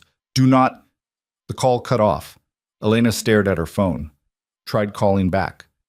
Straight to voicemail. Then her screen lit up with a text from an unknown number. If you want to know who really killed Cassian's brother, meet me at Pier 17. 1 hour. Come alone. Elena's blood turned to ice. She should ignore it, should call Cassian back, should do literally anything except walk into an obvious trap. But the message said, who really killed? Past tense. Like Marco's death wasn't as simple as Luca sabotaging a car. Like there was more to the story. Elena grabbed her jacket and headed for the door. Diam gig. Pier 17 jutted into the East River like a broken finger. Old warehouses, rusted shipping containers. The kind of place where bodies turned up and nobody asked questions. Elena arrived 40 minutes later, heart hammering, every survival instinct screaming that this was stupidity beyond measure. A figure stood at the end of the pier, back to the water. Face hidden in shadow. As Elena got closer, the figure stepped into weak sunlight. Grace. Cassian's operations director stood there in a business suit and heels completely wrong for a derelict pier, holding a tablet like it was a weapon. You came. Grace's voice was cold. I wasn't sure you would. Your text said you know who killed Marco. Elena stopped 10 feet away. So talk. First, you need to understand something about Cassian Moretti. Grace's expression was unreadable. He's not the man you think he is. The grieving brother, the reluctant heir trying to go legitimate. That's a story he tells himself to sleep at night. What are you talking about? I'm talking about the fact that Marco Moretti didn't die in a car accident. Grace pulled up something on her tablet, turned it around. He was murdered, but not by Luca. The screen showed a document. Police report from 6 years ago. Vehicle inspection notes. Brake line severed. Steering column compromised. Everything Elena had seen in Luca's files. But at the bottom, in small type, was a notation she'd missed. Secondary inspection requested by C. Moretti. Evidence sealed pending family review. Elena's mouth went dry. What is this? This is Cassian requesting a second investigation into his brother's death, 2 days after the accident. Grace's voice was sharp. Why would he do that unless he already suspected it wasn't an accident? Because he wanted answers.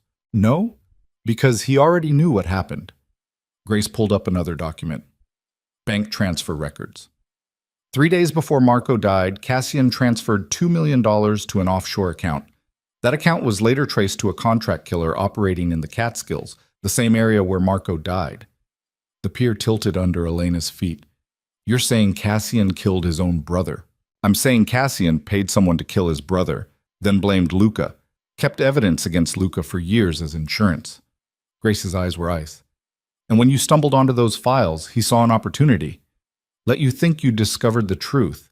Used you to take out the one person who knew what really happened. That's insane. Why would Cassian kill his own brother? Because Marco was going to expose the family business to federal prosecutors, turn state's evidence, destroy everything their father built. Grace moved closer. Cassian couldn't let that happen, so he eliminated the threat, made it look like an accident. And when Luca figured it out years later, Cassian had to eliminate him too. Elena's brain was short-circuiting. You're lying. Am I? Grace pulled up more files, communications logs between Cassian and the offshore account. Encrypted messages discussing the problem in the Catskills and permanent solutions. I've spent 6 years watching him, documenting everything, building a case, and now I'm giving it to federal investigators. Why tell me this? Because you're the only witness who can confirm Cassian knew about Luca's files before the shooting. Grace's voice went hard. You broke into Luca's office, found evidence, gave it to Cassian, and hours later Luca was dead. That's not self-defense, that's premeditated murder. Elena's hands were shaking. I don't believe you. Then ask yourself why the FBI contacted you so quickly, how they knew about your break-in. Grace smiled. Cold. I told them. Gave them everything, security footage, your access logs, proof that Cassian used you as a weapon against Luca. The world was tilting, spinning. Elena grabbed a shipping container for support. You're working with the FBI. I'm working against a murderer who's been hiding behind his brother's memory for 6 years. Grace's voice cracked, just slightly. Marco Moretti was a good man. He wanted to save his family, and Cassian killed him for it. I won't let that go unpunished. Even if it means destroying me too. You chose to work for him, to help him, to fall for whatever story he sold you about grief and redemption. Grace's expression hardened. Now you live with the consequences. Either you cooperate with federal investigators and testify against Cassian, or you go down with him. Your choice. Elena's throat closed, every piece of the last 6 weeks rearranging itself into a different pattern. The way Cassian had hired her so quickly, how he'd pushed her toward investigating Luca, the convenient discovery of evidence proving Luca's guilt. It all felt different now, staged, like she'd been a puppet and never saw the strings. I need proof, real proof, not documents that could be fabricated. Then talk to Marco's widow. Grace pulled out a business card, handed it over. She's been waiting 6 years to tell someone the truth about what Cassian did. Maybe she can convince you. Elena took the card, stared at the address printed in neat type. Brooklyn. Not far from Marco's apartment.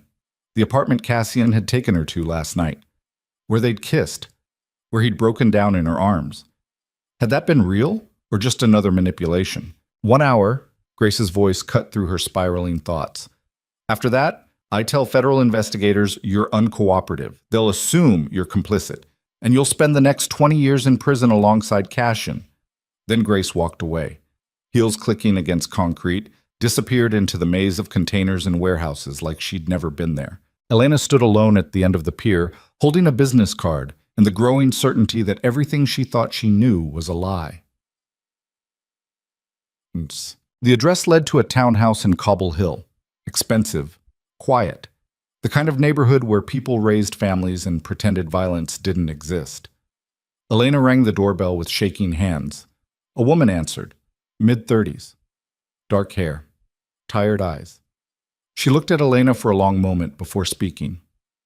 You're the assistant, the one he used to kill Luca. Elena's stomach turned. I don't know what you're talking about. Yes, you do. Grace called, said you might come. The woman stepped back. I'm Isabella Moretti, Marco's widow. Come in before someone sees you. The interior was beautiful. Hardwood floors, original molding, photographs everywhere. Isabella and Marco on their wedding day, on vacation, laughing at something off camera. A whole life captured in frames. A life that ended 6 years ago. Why did Grace send me here? Elena's voice came out smaller than she wanted. Because you don't believe her. You think Cassian is the victim, the grieving brother trying to honor Marco's memory. Isabella sat on a couch, gestured for Elena to sit across from her. I thought that too, for a while, until I found Marco's journal. She pulled a leather-bound book from a drawer, set it on the coffee table between them. Marco kept detailed records, dates, conversations, evidence of everything the family was involved in. Isabella's hands trembled. He was going to testify, give it all to federal prosecutors, destroy the criminal empire his father built. Cassian said Marco wanted the family to go legitimate. Marco wanted the family to face consequences. There's a difference. Isabella opened the journal, pointed to an entry dated 3 weeks before Marco died. Read. Elena leaned forward. The handwriting was neat, controlled. Cassian knows about the prosecution, confronted me tonight, said I was betraying the family, that our father would be ashamed. I told him our father was a monster, and I won't protect his legacy anymore. He looked at me like I was already dead. I think he might actually do it. I think my brother might kill me to protect an empire built on blood. Elena's hands went numb. She flipped ahead, found more entries. Marco documenting threats, Cassian pressuring him to reconsider, the growing certainty that his brother saw him as a liability that needed eliminating. The final entry was dated 2 days before the accident. Meeting with prosecutors tomorrow. Cassian doesn't know the exact timing. I've been careful. But if something happens to me, if this looks like an accident, it wasn't. It was him, my brother, the only family I have left, and I'm terrified he's going to kill me for trying to do the right thing. Elena set the journal down with shaking hands. This could be fabricated. It's not. I had it authenticated by 3 separate handwriting experts. It's Marco's journal, his words. Isabella's voice cracked. And the next day he died on a mountain road with severed brake lines and a steering column that had been tampered with. Cassian blamed Luca. Cassian blamed the man who actually carried out the hit, who arranged the accident, who covered up the evidence. Isabella leaned forward. But Luca didn't order it, Cassian did. And when Luca found proof years later, the bank transfers, the communications with the contract killer, he tried to leverage it, tried to take over the organization using evidence of Cassian's crime. The room was spinning. Elena pressed her palms against her eyes. So Cassian killed him too, before he could expose the truth. And used you to do it. Made you think you were discovering evidence of Luca's guilt when really you were finding evidence Cassian had planted years ago. Isabella's eyes were hard. You were the perfect weapon. Smart enough to find what he wanted you to find. Naive enough not to question why it was so easy. I'm not naive. Then why are you here? Why aren't you running as far from Cassian Moretti as possible? Isabella stood, walked to the window. Because part of you wants me to be wrong. Wants to believe the man you've been falling for isn't a murderer who killed his own brother. Elena's throat closed. Because Isabella was right, part of her was desperately searching for an explanation that made Cassian innocent, that turned this back into a story about grief and redemption instead of calculated fratricide. What do you want from me? I want you to testify. Tell federal investigators everything, how Cassian manipulated you into surveilling Luca, how he used information you provided to justify killing him. Isabella turned. Her eyes were wet. I want justice for my husband, the man who tried to do the right thing and died for it. If I testify, I go to prison too. I broke into Luca's office, stole confidential files. I'm an accomplice. Grace says prosecutors will offer immunity in exchange for cooperation, full testimony against Cassian. You walk away clean. And if they don't? Isabella's expression hardened. Then you made your choice when you decided to work for a killer. Bye. Elena left the townhouse an hour later with Marco's journal photocopies in her bag and her entire world rearranged into something unrecognizable. She walked through Brooklyn in a daze, tried calling Cassian 17 times. Every call went straight to voicemail. Finally, at 8 p.m., he called back. Where are you? His voice was tight, controlled. I've been trying to reach you for hours. I was talking to Marco's widow. Silence. Long enough that Elena thought the call had dropped. Then, what did she tell you? That you killed your brother, paid a contract killer to sabotage his car, blamed Luca, used me to cover it up. Elena's voice shook. Tell me she's lying. Elena, tell me you didn't murder Marco. More silence. Then Cassian's voice, quieter. It's more complicated than that. The admission hit like a physical blow. Oh my God, you actually did it. Ooh, Marco was going to destroy everything, turn over evidence that would have put the entire family in prison. Our cousins, our associates, hundreds of people whose lives depended on the organization staying intact. Cassian sounded exhausted.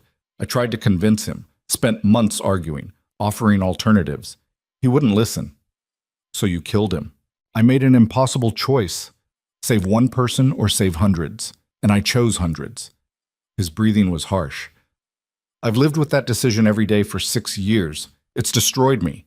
But I'd make the same choice again because the alternative was watching everyone I'm responsible for go to prison or die. Elena couldn't breathe. You lied to me. I protected you. You used me as a weapon against Luca. I gave you a job, money, a way to save your mother, everything you needed. Cassian's voice hardened. And yes, I used what you found to eliminate a threat. That's what people in my position do. We use available resources. I'm not a resource. I'm a person. You're both. No apology in his tone. Just fact. And now you have a choice.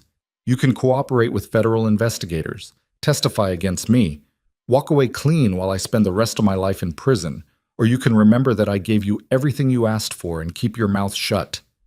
Elena's hands were shaking so badly she almost dropped the phone. That's not a choice. That's a threat. It's reality. Choose carefully. He paused. I'll call you tomorrow. We'll figure this out. The line went dead.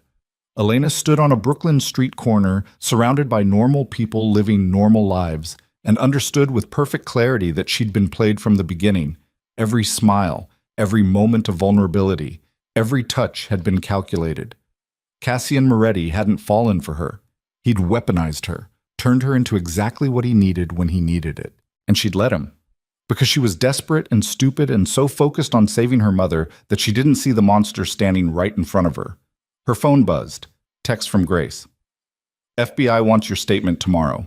9 a.m., Federal Plaza. Don't be late. This is your only chance at immunity. Another text. This one from an unknown number. Testify against Cassian and your mother's treatment stops immediately. Medical insurance revoked. Choose wisely. M. M for Marco. Marco who handled operations. Marco who'd been Cassian's friend since childhood. The threat was clear. Cooperate with federal investigators and her mother died. Stay silent and Elena became complicit in fratricide. She leaned against a building, stomach heaving, vision blurring. There was no good choice. No way out that didn't end with someone destroyed. Her phone rang again. This time it was the hospital. Miss Whitmore, this is Mount Sinai. Your mother's taken a turn. You need to come immediately. Elena ran 6 blocks to the subway, took the train to the Upper East Side, burst into Mount Sinai's oncology ward at 9:15 p.m. with her heart trying to tear through her ribs. Her mother's room was at the end of a long hallway. Machines beeped. Monitors showed numbers Elena didn't understand. And lying in the bed, looking smaller than she should, was the woman who'd raised her alone after her father died. Margaret Whitmore opened her eyes when Elena entered, smiled weakly. Hey, baby. Mom. Elena grabbed her hand. It felt like paper, fragile. What happened? Infection. They're handling it. Her mother's voice was thin. Don't look so worried. I'm tougher than I look. A doctor appeared in the doorway. Young, tired. Ms. Whitmore, can I speak with you outside? Elena followed him into the hallway. Knew what was coming before he said it.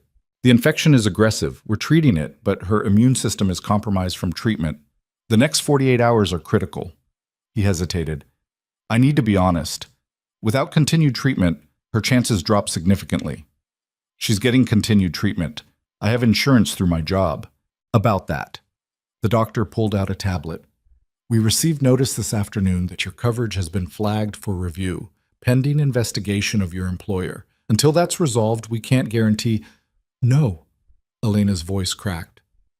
No, you have to treat her. Whatever it costs, I'll figure it out. Ms. Whitmore, experimental cancer treatment runs $30,000 a month. Unless you have that in cash or can guarantee insurance coverage, I'll get it.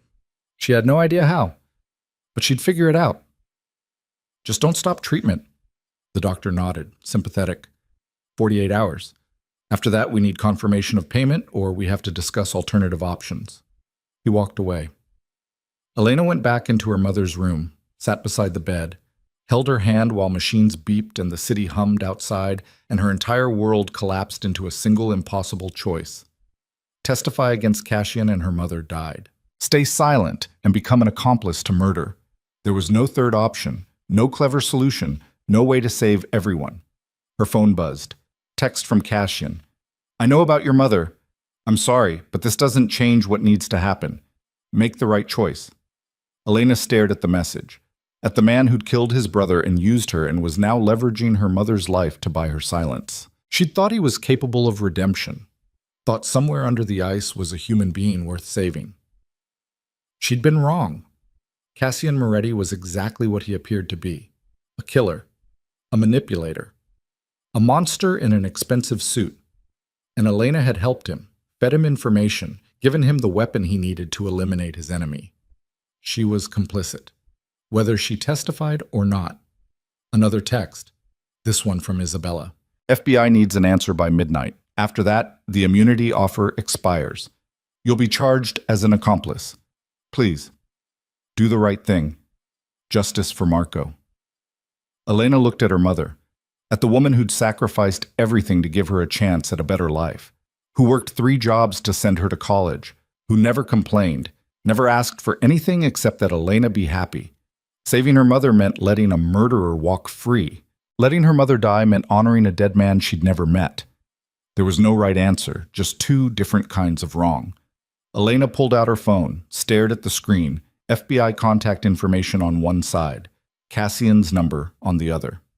48 hours until her mother's treatment stopped. 9 hours until the immunity offer expired. Outside the window, Manhattan glittered like a city made of broken glass, beautiful and deadly and completely indifferent to human suffering. Elena had spent 6 weeks believing she was smart enough to survive in Cassian Moretti's world. Now she understood the truth. Nobody survived. They just chose which way they wanted to break. Her finger hovered over the screen. FBI or Cassian, justice or survival. The right thing or the only thing. She started to dial. Then her mother's monitor started screaming. Doctors flooded the room, pushed Elena into the hallway. She stood outside watching through glass while they worked, while machines howled, while her mother's body fought an infection that treatment could stop if Elena just had the money. Money Cassian controlled. 5 minutes later, the monitor quieted. The doctors stepped back. Her mother was stable, for now, but the clock was ticking. Elena pulled out her phone, made her choice, dialed. The line rang twice before someone answered. Special Agent Webb, FBI. Elena's voice came out steady, cold, like something inside her had finally frozen solid. This is Elena Whitmore. I'm ready to make a statement about Cassian Moretti, about everything. Silence on the other end. Then, we're listening. Not over the phone. I need it in writing, full immunity, protection, and guaranteed medical coverage for my mother. All of it documented before I say another word. That can be arranged. Federal Plaza, tomorrow morning, 9 a.m. I'll be there. Elena's hand was shaking, but her voice held steady. And Agent Webb? When I'm done testifying, Cassian Moretti won't just be facing murder charges. He'll be facing a conspiracy that goes back 6 years. Everything. Names, accounts, the entire network. We'll be ready. Elena hung up. Stood in the hospital hallway while normal people wandered past with normal problems and normal lives. She'd just signed Cassian Moretti's death warrant, and her own, because men like him didn't go quietly, didn't accept betrayal, didn't let witnesses live long enough to destroy them. The moment Elena walked into that FBI office tomorrow, she became a target, but at least her mother would survive. The FBI would guarantee treatment. Make sure Margaret Whitmore lived even if Elena didn't. That was enough. It had to be. Elena walked back into her mother's room, sat beside the bed, held her hand while machines beeped rhythm and the city moved outside, and everything she thought she knew about herself rearranged into something she didn't recognize. 6 weeks ago, she'd been a broke barista with an art history degree and no options. Now she was a federal witness preparing to bring down New York's most dangerous criminal organization. The transformation should have felt empowering. Instead, it just felt like dying in slow motion. Her phone buzzed one more time. Text from Cassian. I know what you're planning. Don't do this, please. The please almost broke her, because it sounded human, real, like the man who'd kissed her in his dead brother's apartment was actually capable of begging. But Elena had read Marco's journal, seen the evidence, talked to Isabella. She knew what Cassian was, what he'd always been, and she wasn't going to let him destroy anyone else. She typed back, I already did. Then she blocked his number, deleted their message history, erased every trace of him from her phone like that would somehow erase 6 weeks of mistakes and manipulation. It wouldn't. Nothing would. But at least she could stop making new ones. Elena sat in the hospital room, holding her mother's hand, watching dawn break over a city that ate people whole and never apologized. Tomorrow she'd walk into the FBI office and tell them everything. Tonight she just needed to breathe and pretend she wasn't absolutely terrified of what came next. Elena never made it to the FBI office. At 7 a.m., 2 hours before her scheduled testimony, 3 SUVs surrounded her mother's hospital room. Men in tactical gear flooded the hallway. Not FBI, not police. Private security with the kind of weapons that said they weren't interested in arrests. Elena was in the bathroom when it happened, heard shouting, her mother's monitor screaming, the distinctive crack of a door being forced open. She locked the bathroom door with shaking hands, pulled out her phone. No signal. They were jamming communications. Through the thin door she heard voices, calm, professional, terrifying in their efficiency. "Clear the room. Patient comes with us. Anyone interferes, put them down." Her mother's voice, weak but defiant. "Don't touch her. Whatever this is about, leave my daughter alone." "Your daughter's not here, ma'am." "But she will be. And when she arrives, you're going to convince her to make a very different choice than the one she made last night." Footsteps. Equipment being disconnected. The sound of her mother being moved. Elena pressed her fist against her mouth to keep from screaming. Every instinct screamed to burst out, to fight, to do something. But she'd watched enough of Cassian's world to know that getting herself killed right now helped no one. The voices faded. Elevator doors opened and closed. Silence settled like ash. Elena waited 3 full minutes before unlocking the bathroom door. The hospital room was empty. Bed stripped, monitors dark. No sign of struggle except a single syringe on the floor, still capped, and a note taped to the window. She recognized the handwriting immediately. Cassian's precise script. Brooklyn Navy Yard. Warehouse 7. Come alone. Unarmed. You have 2 hours before your mother's medical equipment fails. Choose wisely. Elena's hand shook so badly the paper rattled. He'd taken her mother, ripped her out of critical care and dragged her to a location designed for bodies that nobody found. This wasn't negotiation. This was execution with extra steps. She pulled out her phone, called Agent Webb. It rang once before a different voice answered. "Ms. Whitmore. Change of plans." Male voice. Unfamiliar. "Your testimony is no longer required. We've received alternative evidence regarding the Moretti case. You're free to go." Elena's blood went cold. "What alternative evidence?" "That's classified. But I can tell you that Cassian Moretti has been very cooperative. Provided documentation showing Luca DeMarco's sole responsibility for all criminal operations. Your involvement is no longer relevant to our investigation." "That's bullshit. I was supposed to have immunity, protection. Your mother's medical situation is between you and the hospital. The FBI has no jurisdiction over private health care." The voice went flat. "Don't contact this number again." The line went dead. Elena stood in an empty hospital room and understood with perfect clarity what had just happened. Cassian had bought the FBI, or threatened them, or provided evidence so damning that they'd rather take his cooperation than her testimony. She was alone, no protection, no immunity, no leverage except the knowledge that her mother had maybe 2 hours before critical care equipment ran out of battery. Her phone buzzed. Text from an unknown number. "Marco sends his regards. Clock is ticking." See Marco, Cassian's childhood friend, the man who'd threatened her mother's insurance yesterday, the man who was probably at the warehouse right now, making sure Elena understood exactly how powerless she was. She had 2 choices: walk into the warehouse and die, or run and let her mother die. Neither was a choice. Both were surrender. Elena looked out the window at Manhattan sprawling below. Thought about the girl who'd walked into Pisano Global 6 weeks ago with a coffee cup in desperation. That girl would have run. Would have found some way to rationalize survival over sacrifice. But that girl was gone. Burned away by blood and betrayal and the growing certainty that Cassian Moretti had destroyed every version of herself except the one willing to fight. Elena left the hospital, caught a cab to Brooklyn, gave the driver an address 3 blocks from the Navy Yard, and paid cash. Then she walked the rest of the way alone. Shimgad. The Brooklyn Navy Yard sprawled across 300 acres of industrial wasteland. Derelict warehouses, rusted cranes, shipping containers stacked like gravestones. The kind of place where screams disappeared into wind and water and nobody came looking. Warehouse 7 sat at the far end, separated from other structures by 100 yards of cracked pavement and dead grass. No windows. Single entrance. The architectural equivalent of a trap. Elena approached on foot, hands visible. No weapon, just her phone in her pocket and the growing certainty that she wasn't walking out of this alive. The warehouse door was open, darkness inside. She stepped through. It took her eyes 3 seconds to adjust. The space was massive, 50 feet high, rusted catwalks overhead, industrial machinery long since gone to rot. And in the center, surrounded by battery-powered medical equipment and armed men in tactical gear, was her mother. Margaret Whitmore sat in a wheelchair, oxygen mask over her face, IV line running from her arm to a portable monitor.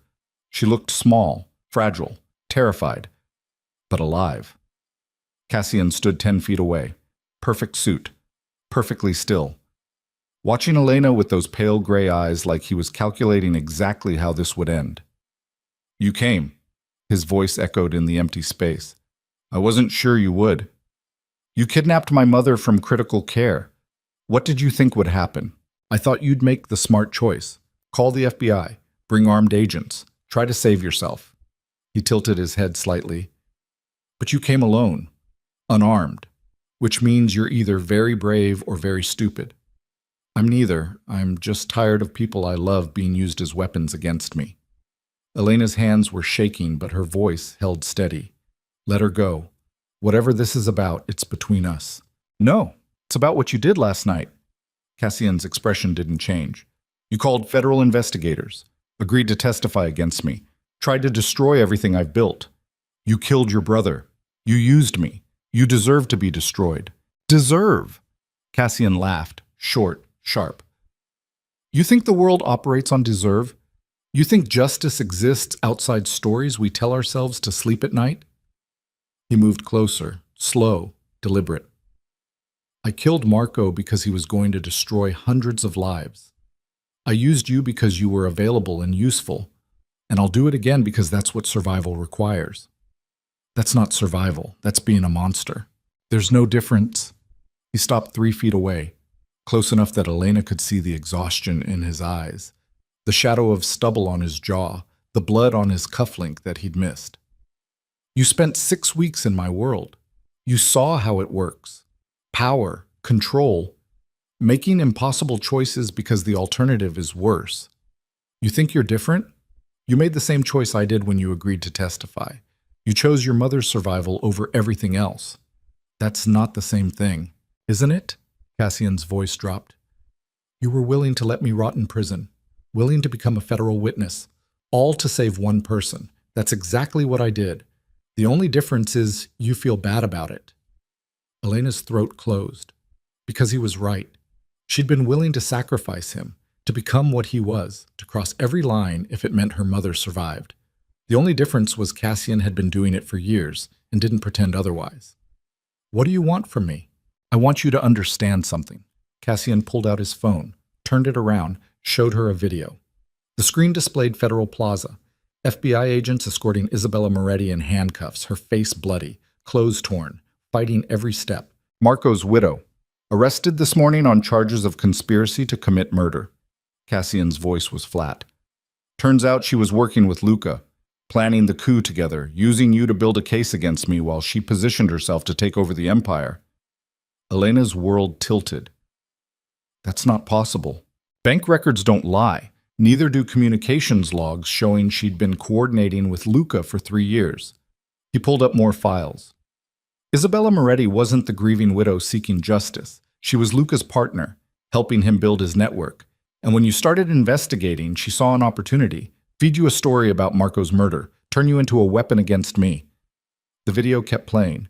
Isabella screaming at agents, denying everything, being shoved into a vehicle. "She lied to you." Cassian's eyes held Elena's. "Showed you fabricated journal entries, staged evidence. Made you believe I killed my brother so you'd testify. And you fell for it because you wanted to believe I was the monster. The bank transfers, the contract killer. The police report, were real, but they weren't mine." Cassian pulled up another document. "They were Luca's. He killed Marco on Isabella's orders, made it look like a car accident. And when I figured it out years later, I kept the evidence as insurance, waited for the right moment to use it." Elena couldn't breathe. Every piece of certainty she'd built over the last 24 hours was crumbling. "You're lying. I have no reason to lie. You already know what I am, what I'm capable of." He stepped closer. "But I didn't kill my brother. Luca did. Isabella ordered it. And they've spent 6 years building a case to pin it on me while planning to take over everything I built." "Why would Isabella kill her own husband?" "Because Marco was going to testify, destroy the family business, leave her with nothing." Cassian's jaw tightened. "She couldn't let that happen. So she hired Luca to eliminate the problem, made it look like an accident, and when I started getting too close to the truth, she used you as a distraction. Elena's legs felt weak. She grabbed a rusted support beam for balance. Grace, she showed me the files, the police reports, everything. Grace works for Isabella, has for 5 years. Cassian pulled up personnel files. She was placed inside my organization to feed information, build evidence, create a narrative that made me look guilty while Isabella positioned herself to inherit the empire. I don't believe you.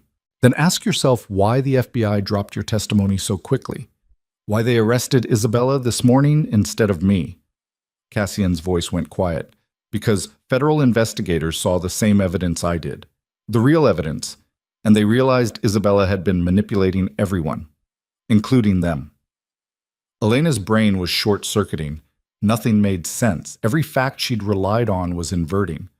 Marco's journal, his handwriting, was real. But the entries you saw were selectively edited. Isabella removed the parts where he talked about her betrayal, her coordination with Luca, the fact that he'd discovered she was embezzling millions from the family business. Cassian held out his phone. This is the complete journal. Read it yourself. Elena took the phone with shaking hands, scrolled through entries, found the passages Isabella had shown her, then found new ones. Entries about Isabella meeting with Luca in secret, moving money offshore, Marco's growing suspicion that his wife was planning something terrible. The final entry was dated the day before he died. Isabella knows I'm going to the prosecutors. She's been too calm, too understanding.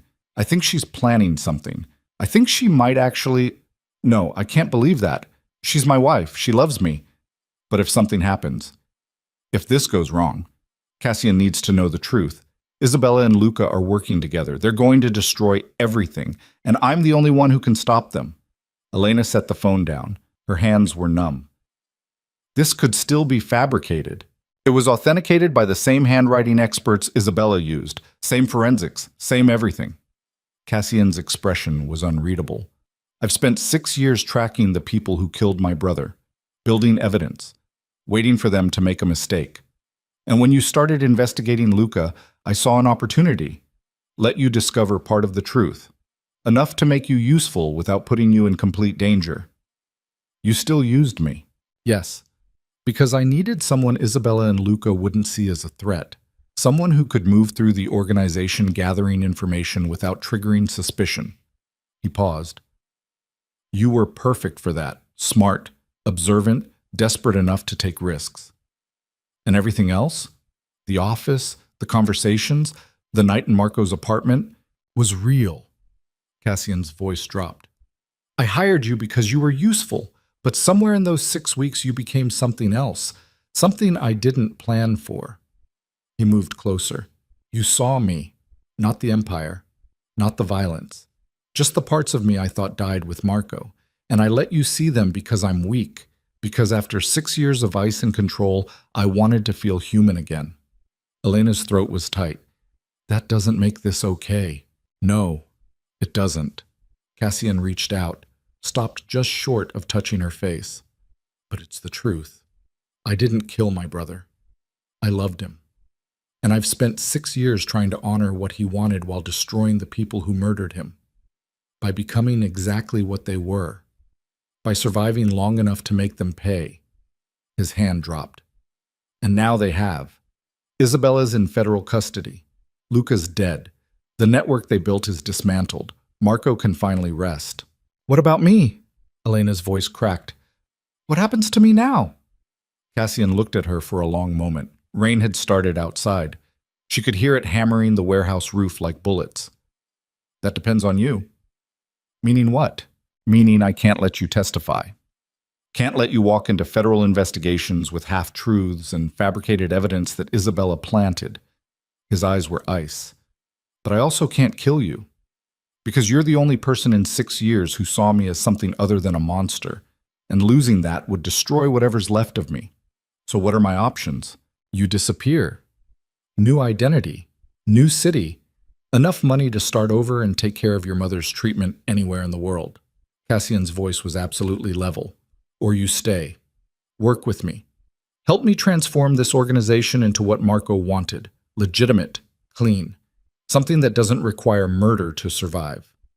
Elena laughed. It came out broken. Those aren't real options. Those are both versions of surrender. No. They're both versions of survival. He stepped closer. The difference is one leaves you alone. The other leaves you with me. Why would I stay with you after everything? Because you understand me. Cassian's control was fracturing. She could hear it in his voice. Because you've seen the worst parts of what I am, and you're still standing here. Because despite everything, you felt it too. In Marco's apartment. In my office. The connection that shouldn't exist but does. That wasn't real. That was manipulation. It was both.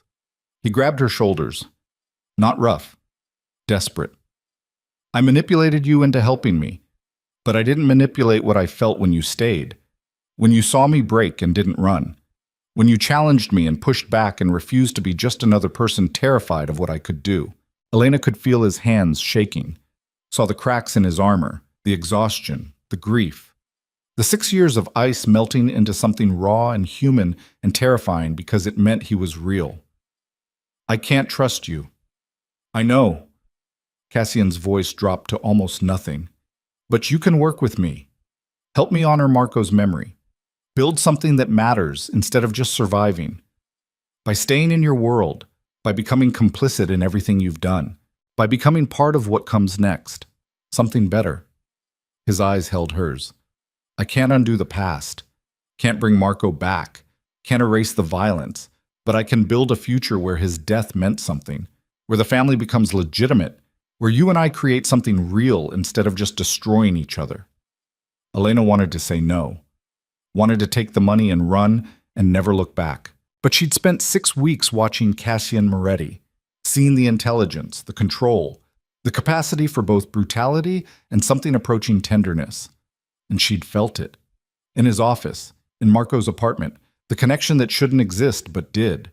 The possibility that maybe, buried under ice and violence and 6 years of grief, was a man capable of becoming something better. If she was willing to help him. If she was willing to risk everything on the possibility that he wasn't lying. If I stay, her voice came out rough. If I do this, things change. No more manipulation. No more using me as a weapon. We're partners or I walk. Something flickered in Cassian's expression. Relief, or maybe hope. Partners. And my mother gets the best medical care available. Anywhere in the world. Whatever it costs. Already arranged. Mount Sinai's reinstating her treatment immediately. Full coverage. No restrictions. Elena looked past him at her mother, still sitting in the wheelchair, oxygen mask on, looking at Elena with eyes that said she understood exactly what choice was being made. And we dismantle everything. The criminal operations, the violence, everything Marco wanted gone. That's the plan. Cassian's hands were still on her shoulders. It'll take time, years maybe, but we do it right. Build something legitimate from the ashes. Why do I feel like I'm making a deal with the devil? Because you probably are. He almost smiled. But at least it's a devil you understand. Elena closed her eyes. Thought about the girl who'd walked into Pisano Global 6 weeks ago. Broke. Desperate. Clinging to a coffee cup in hope. That girl would never have considered this. Would have run screaming.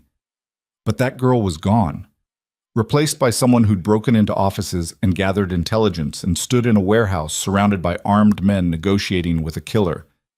Someone who'd seen monsters and become something sharp enough to survive them. Okay? She opened her eyes. I'll stay.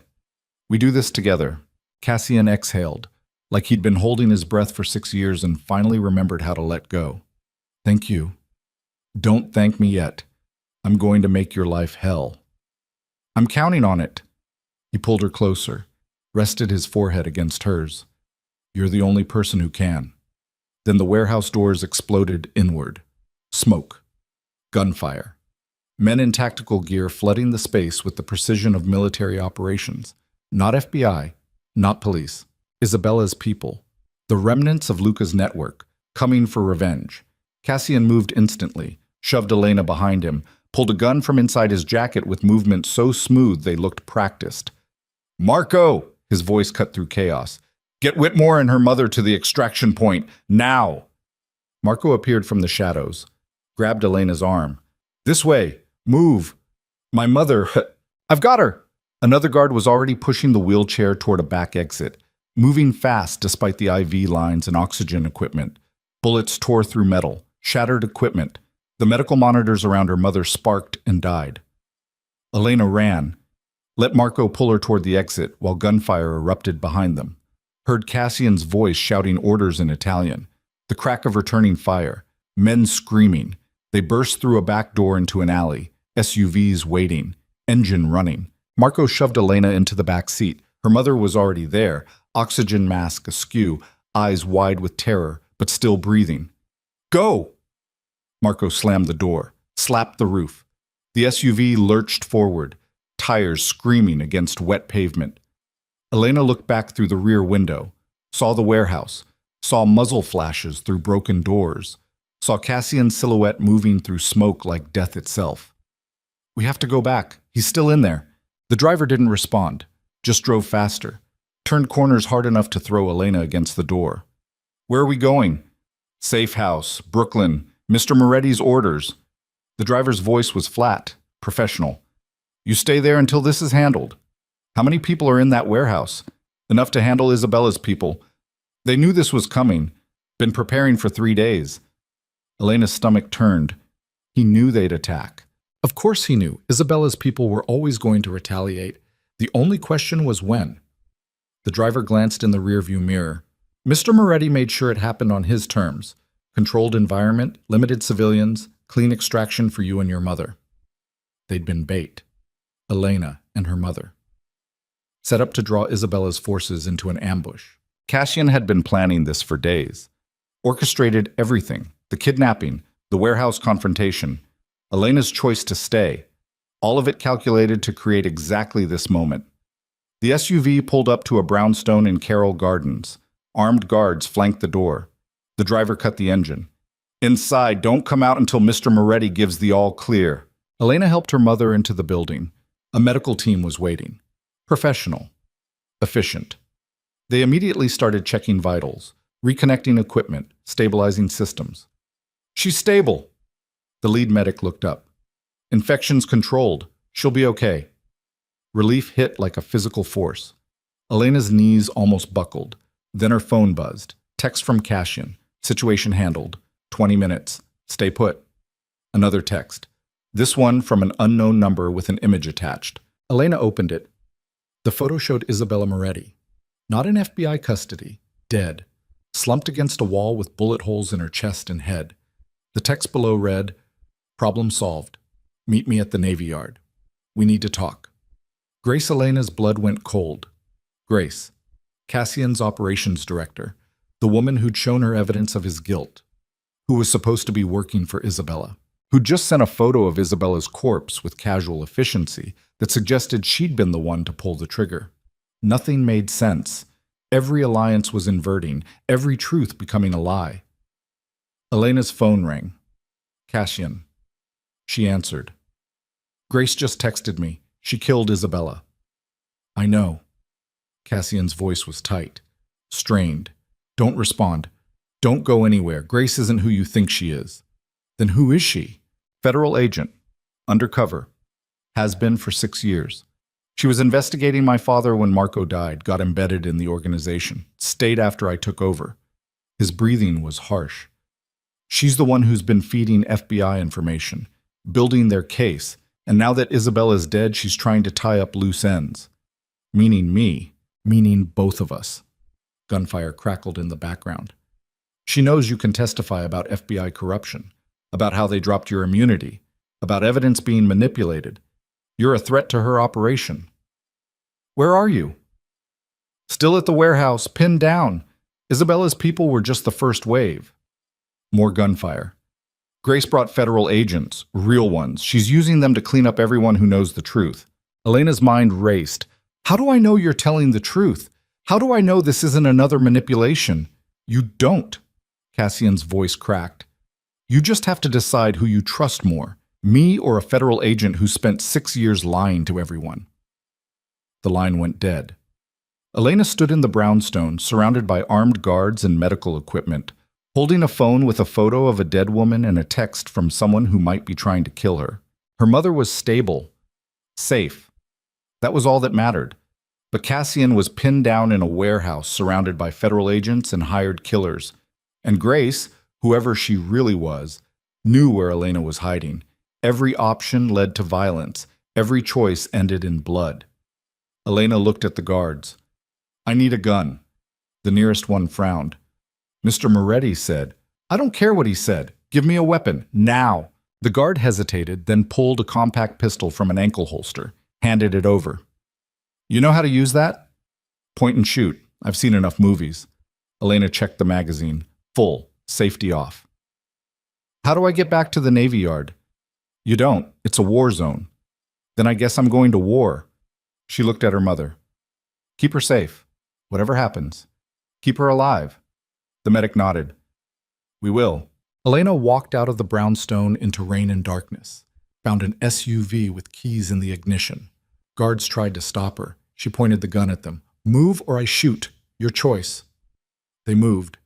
Elena got in the SUV, started the engine, drove toward the Navy Yard with a gun in her lap and the certainty that she was about to do something incredibly stupid. But Cassian had saved her mother, protected her, offered her a future when she had none.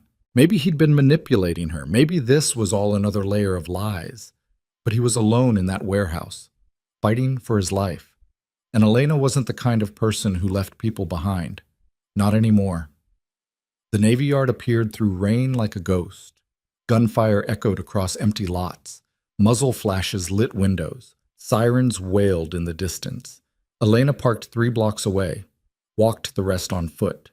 Gun held low, rain soaking through her clothes. She approached from the side, found a rusted door hanging open, slipped inside. The warehouse was chaos. Smoke, bodies, bullet holes in metal, the acrid smell of gunpowder and blood. Men in tactical gear were exchanging fire across catwalks, some wearing FBI vests, others in unmarked black. Impossible to tell who was working for who. Elena moved through shadows, staying low, looking for Cassian. Found him behind an overturned forklift, blood on his shoulder, gun in one hand, phone in the other. He saw her, went rigid with shock. "What the hell are you doing here?" "Saving your ass. You're welcome." Elena crouched beside him. "How bad is it?" "Shoulder, through and through. I'll live." He grabbed her arm. "You need to leave. Now. Grace has federal agents targeting anyone connected to the organization. You're on that list. Then we leave together." Elena looked around. "Where's the exit?" "Back the way you came. But there's at least 8 hostiles between here and there." "Then we fight through them." Cassian stared at her like she'd lost her mind. "You don't know how to fight." "I know how to shoot." She raised the pistol. "Point, pull trigger, hit target. I've been paying attention." Despite everything, Cassian almost laughed. "You're insane." "I'm practical. We either die here or we try. Those are the options." Elena checked the magazine again. "So what's it going to be?" Cassian looked at her. Really looked at her. The girl who'd destroyed his brother's inkwell 6 weeks ago, who'd stumbled through his world breaking things and somehow surviving, who was now crouched beside him in a war zone with a gun in her hands and determination in her eyes. Together. He stood, winced. "On 3. We move fast. Don't stop. Don't look back." "Got it. 1, 2. Gunfire erupted from above. The catwalk exploded. Metal rained down like shrapnel. Grace appeared through smoke. Gun raised, FBI vest, eyes cold as death. "Cassian Moretti, Elena Whitmore, you're both under arrest for conspiracy to commit murder, obstruction of justice, and racketeering." Cassian raised his gun. "You're a federal agent, undercover for 6 years, building a case while people died." "Doing my job." Grace's voice was flat. "Bringing down a criminal empire. You just happen to be collateral damage." "Isabella, Luca, Marco, all of them died while you gathered evidence." Cassian's finger tightened on the trigger. "You could have stopped it, could have saved them, but you needed the case more than you needed justice. I needed prosecutions that would stick. That required evidence, time." Grace's expression didn't change. And now I have both. Surrender. This doesn't have to end badly. It already ended badly. Cassian's voice went cold. 6 years ago, when my brother died and you did nothing. He fired. Grace moved. The bullet sparked off metal beside her head. She returned fire. 3 shots. Fast. Precise. Cassian dove left, Elena right. Bullets tore through the space they'd occupied. Elena hit the ground hard, rolled, came up with her gun raised, fired twice in Grace's direction. Both shots went wide, hit nothing, but they made Grace dive for cover. Cassian was moving, circling, blood trailing from his shoulder. He motioned to Elena, pointed toward a side exit, mouthed the word, "Go." Elena shook her head, not leaving him. More gunfire from above. Federal agents on the catwalks, trying to pin them down. This was it. The end. No way out except through a wall of bullets. Elena looked at Cassian, found him already looking at her, and in his eyes she saw something she'd never seen before. Fear. Not for himself. For her. He loved her. Somewhere between manipulation and survival and 6 weeks of controlled chaos, he'd actually fallen for her. And she'd fallen too, despite everything, despite the lies and violence and impossible choices. They were both broken. Both damaged, both too far gone to pretend otherwise. But they were broken together. Elena made her choice. She stood, fired 3 shots at the catwalk, gave Cassian covering fire while he moved toward the exit. Bullets answered. Too many, too close. One caught her in the side. Pain exploded. She went down. Cassian screamed, raw, anguished, charged back toward her through gunfire like he didn't care if he died as long as he reached her first. He grabbed her, pulled her behind cover, pressed his hand against the wound in her side. Blood poured through his fingers. Stay with me. His voice was breaking. Elena, stay with me. She tried to speak, couldn't. Everything hurt, everything was red. Above them, Grace was shouting orders. Federal agents advancing, closing in. No way out. No miracle rescue. Just 2 people bleeding out in a warehouse surrounded by everything they'd destroyed and built and lost. Cassian bent over her, pressed his forehead to hers. I'm sorry. For all of it. For using you. For dragging you into this. For Shut up! Elena's voice came out wet. We're not dying here. Yes, we are. No. She grabbed his collar, pulled him close. We survive. Together. Like you said. Partners. Partners.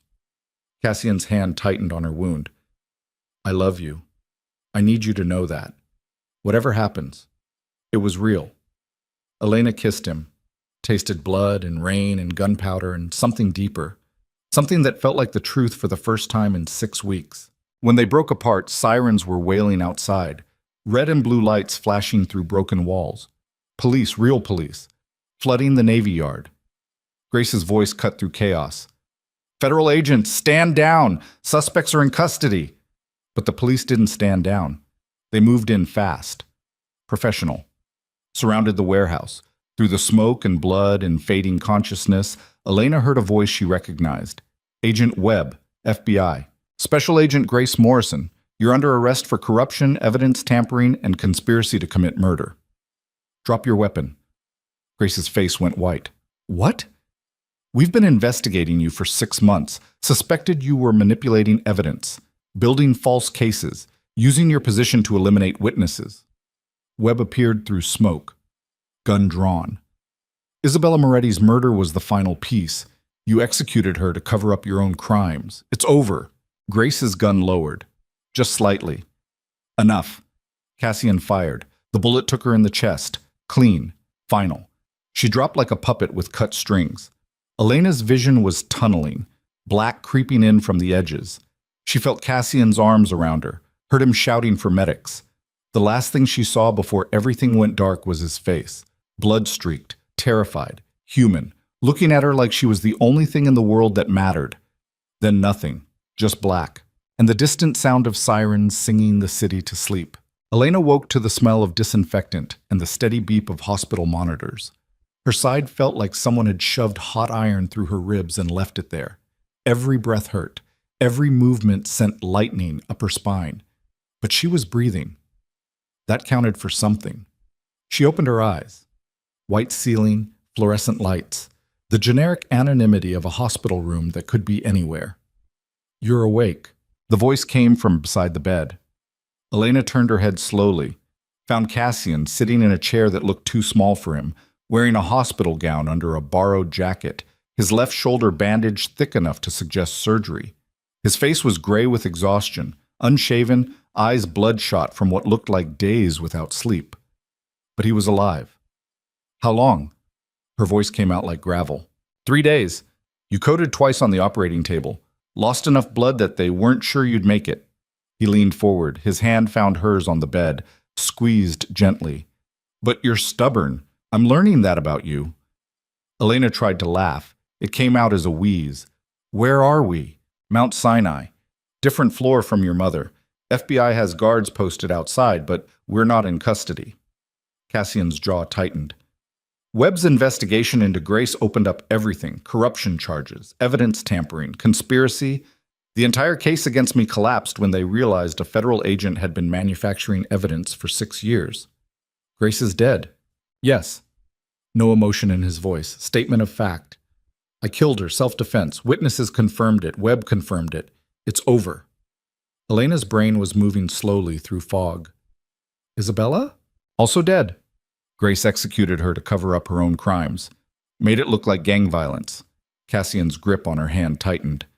Turns out Grace had been running her own operation inside the FBI, using her position to manipulate cases, eliminate witnesses, build prosecutions that served her career instead of justice. Isabella, Luca, even Marco.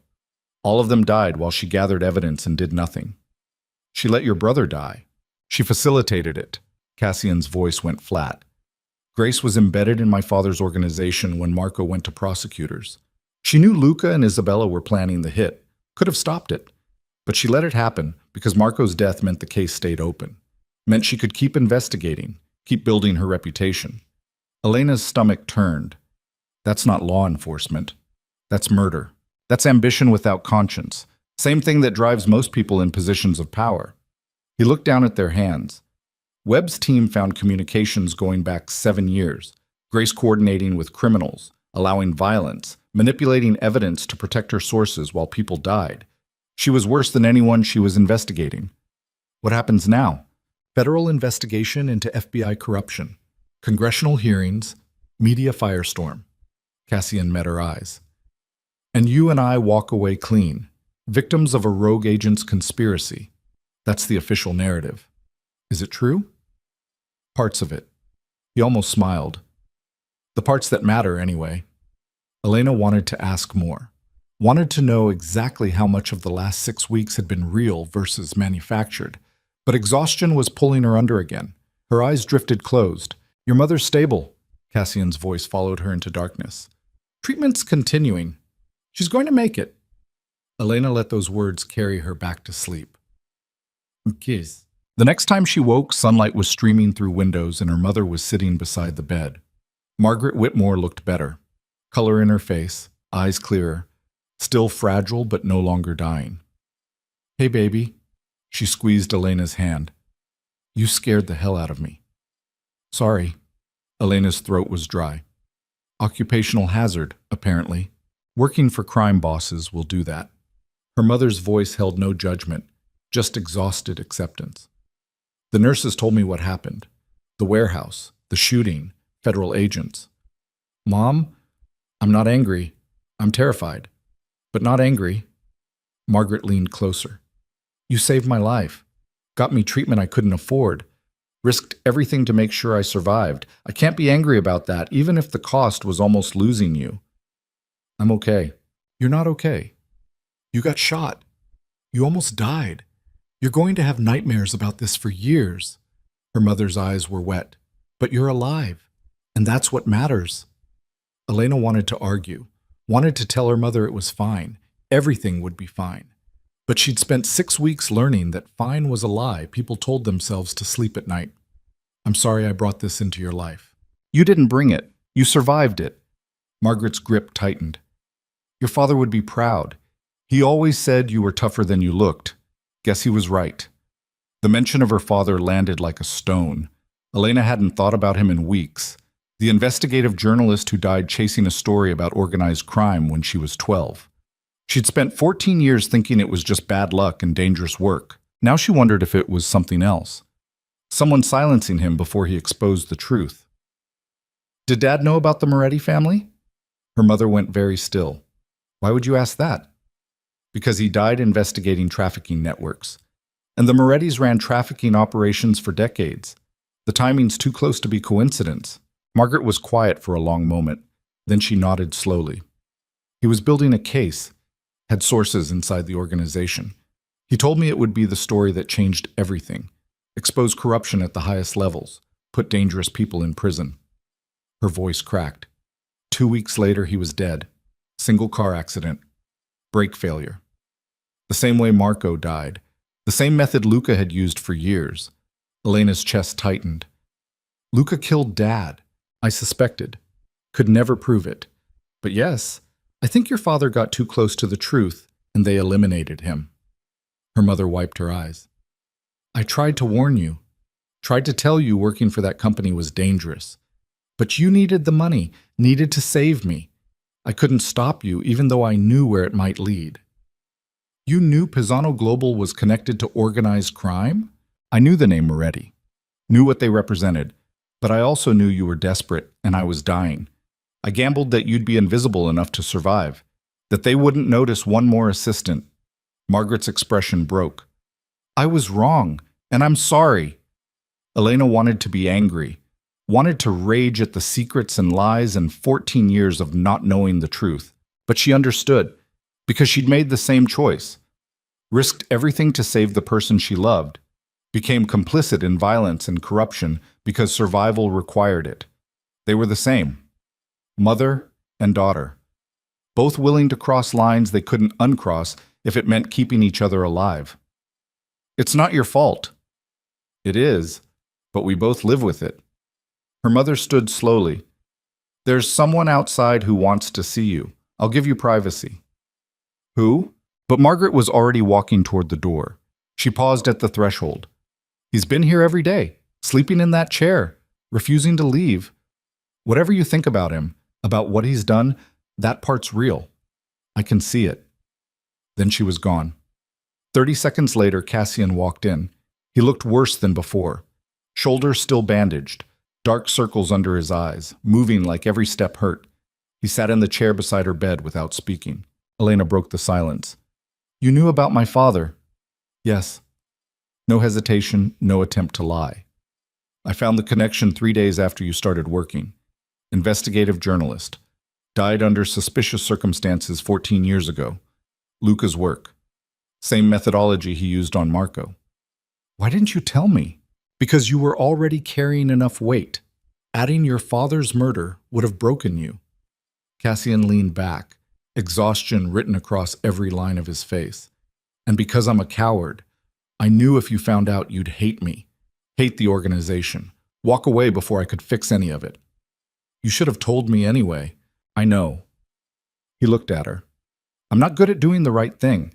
I'm good at survival, at control, at making impossible choices and living with the consequences.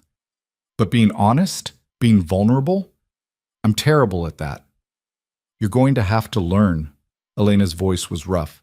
Because if we're doing this, if we're actually building something together, no more secrets, no more manipulation. We're partners, or we're nothing. Cassian studied her for a long moment. You still want to stay, after everything. I don't know what I want. Elena shifted in the bed. Pain shot through her side. I want my mother to live. I want to not get shot again. I want to sleep without nightmares. But none of that's happening anytime soon. She met his eyes. So I might as well stick with the devil I know. That's practical. You hired me for being practical. She almost smiled. Might as well get your money's worth. Cassian reached out, touched her face gently. I meant what I said in the warehouse. I love you. It wasn't manipulation, wasn't strategy. It was real. I know. Elena leaned into his hand. I love you too, which is probably the dumbest thing I've ever admitted. Why? Because you're a killer, a criminal, a man who spent 6 years building an empire on violence and control, Loving you makes me complicit in all of it. Yes, it does. No apology, just truth. But it also makes you the one person who can help me become something different, something better. What Marco wanted. That's a lot of pressure. You can handle it. You've handled everything else. He pulled his hand back. I'm liquidating the criminal operations, all of it. Weapons, trafficking, money laundering, everything that made the family what it was. Elena stared at him. That's your entire empire. It's my father's empire, built on blood and fear and everything Marco died trying to escape. Cassian's jaw tightened. I'm done protecting it. Done pretending it's anything except poison. We dismantle it piece by piece and build something legitimate. That'll take years. I have years. His eyes held hers. Question is whether you're willing to spend them with me. Elena thought about the girl who'd walked into Pisano Global 6 weeks ago. Desperate, broke, clinging to hope. That girl would have run screaming, but that girl was gone, replaced by someone who'd survived violence and betrayal in federal investigations. Someone who'd looked at monsters and become sharp enough to stand beside them. Someone who'd fallen in love with a killer and decided that maybe, just maybe, even killers could become something better, if they had the right person helping them. Yeah, Elena's voice steadied. I'm willing. Good. Cassian stood, winced. Then we start when you're healed. No rush, no pressure. We do this right. What happens in the meantime? You recover. Your mother gets treatment. I handle federal investigations and media attention. He moved toward the door. And we figure out how to be normal people for a while, or as normal as we're capable of being. I don't think normal's possible anymore. Probably not, but we can try.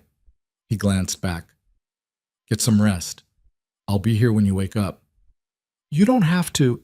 I know. I'm doing it anyway. Something in his expression softened. You're the only good thing that's happened to me in 6 years.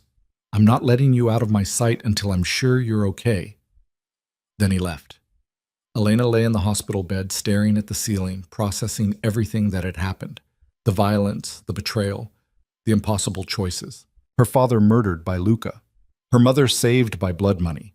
Herself transformed from invisible barista into federal witness into something else entirely. A partner to a reformed crime boss trying to honor his dead brother's memory. It was insane. All of it. But it was also real. More real than anything Elena had experienced in her entire 26 years. She closed her eyes and let sleep take her again. Woke. 3 weeks later, Elena was discharged from Mount Sinai. Her mother had been moved to a private recovery facility in Connecticut. State-of-the-art treatment, full-time medical staff, everything money could buy. The infection was gone. The tumors were shrinking. Prognosis was good for the first time in 2 years. Cassian had arranged all of it, paid for everything, made sure Margaret Whitmore had the best possible chance at survival. Because that's what partners did. They protected the people who mattered.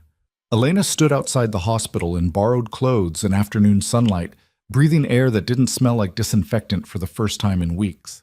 A car pulled up. Black sedan, tinted windows. Marco driving. He got out, opened the back door. Miss Whitmore, Mr. Moretti's waiting. Elena got in. Elena. Cassian sat in the back seat, laptop open, reviewing documents. He looked up when she entered, closed the computer. How do you feel? Like I got shot 3 weeks ago. Elena settled into the leather seat. But alive. That counts. It does. He handed her a folder. This is everything. Financial records showing the liquidation of criminal operations. Documentation of cooperation with federal investigators. Contracts for the new business structure. Elena opened the folder. Scanned pages of legal language and corporate restructuring. Whitmore and Moretti Strategic Consulting. Specializing in cultural asset protection and international risk analysis. Your art history expertise becomes the foundation. My business infrastructure provides the platform. Cassian's expression was unreadable. Legitimate, legal, everything Marco wanted. You put my name first. You earned it. He pulled out another document. This is a scholarship foundation. Arts education for students who don't fit traditional academic systems. Named after your father and my brother. Funded by liquidated assets from the criminal operations. Elena stared at the papers, at her father's name printed beside Marco's, at proof that blood money could become something meaningful. How much? 50 million to start. More as we close remaining operations. Cashin's voice was quiet. It won't bring them back. Won't undo the violence, but it's something. A legacy that matters. Elena's throat was tight. Thank you. Don't thank me. This is what we're building together. What comes next? He looked out the window at Manhattan sliding past. The empire's gone. The criminal network's dismantled. Everyone connected to Luca and Isabella is either in federal custody or disappeared. It's over. Just like that. Just like that. He glanced at her. We survived. That's more than most people in this world get. The car pulled up to a brownstone in Brooklyn. Park Slope, tree-lined street, normal neighborhood. Marco's apartment, the one Cassian had kept for 6 years after his brother died. I want to show you something. Cassian got out, held the door for Elena. They went inside. The apartment looked different, cleaned, updated. The photographs were still on the walls, but new furniture filled the spaces. New life breathing into old memories. I'm moving out of the corporate apartment. Cassian walked to the windows. Too many ghosts. Too much violence attached to that space. I need somewhere that feels like starting over. Here? Here. Where Marco lived. Where he believed we could be better. He turned. I'm asking if you want to share it. Not as employee and employer. As partners building something real. Elena looked around. At the photographs of two brothers who'd loved each other despite everything. At the space that had held grief and was now offering possibility. I barely know how to live with another person. Neither do I. We'll figure it out together. Cassian moved closer. No pressure, no expectation. Just two people who survived hell trying to build something that doesn't hurt. Elena thought about it. About waking up in this space instead of her cramped studio. About building a life with someone who understood exactly how broken she was because he was just as broken. It should have felt wrong, should have felt like surrender. Instead, it felt like the first honest choice she'd made in 6 weeks. Okay? She met his eyes. Let's try. Cassian's expression shifted. Relief. Hope. Something almost like joy. Yeah? Yeah. Elena stepped closer. But we're redecorating. Those photographs are nice, but this place needs something that's ours, not just Marco's memory. Whatever you want. He pulled her close, carefully, mindful of her healing wound. We build it together. All of it. They stood in the apartment while afternoon light painted the walls gold and the city hummed outside, and something fragile and new took shape between them.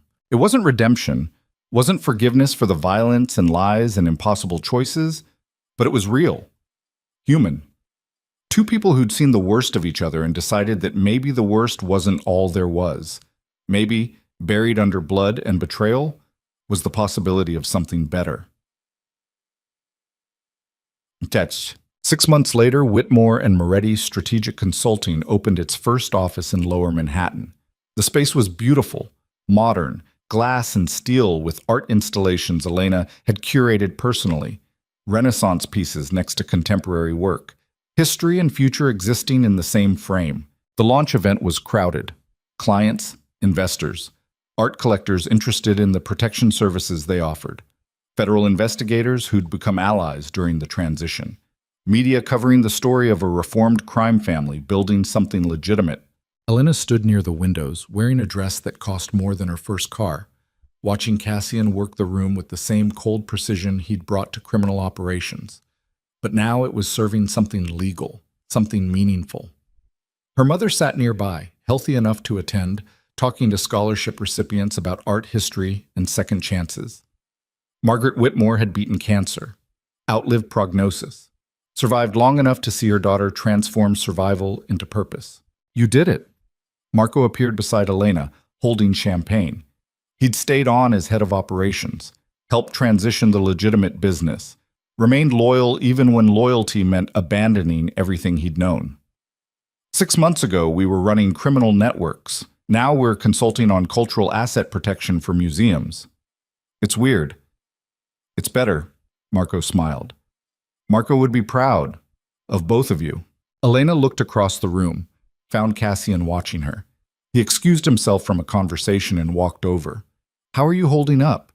He touched her back gently, protective gesture he'd developed over months of learning how to be human instead of terrifying. Good. Overwhelmed, but good. Elena leaned into him. Is this real? Did we actually pull this off? We did.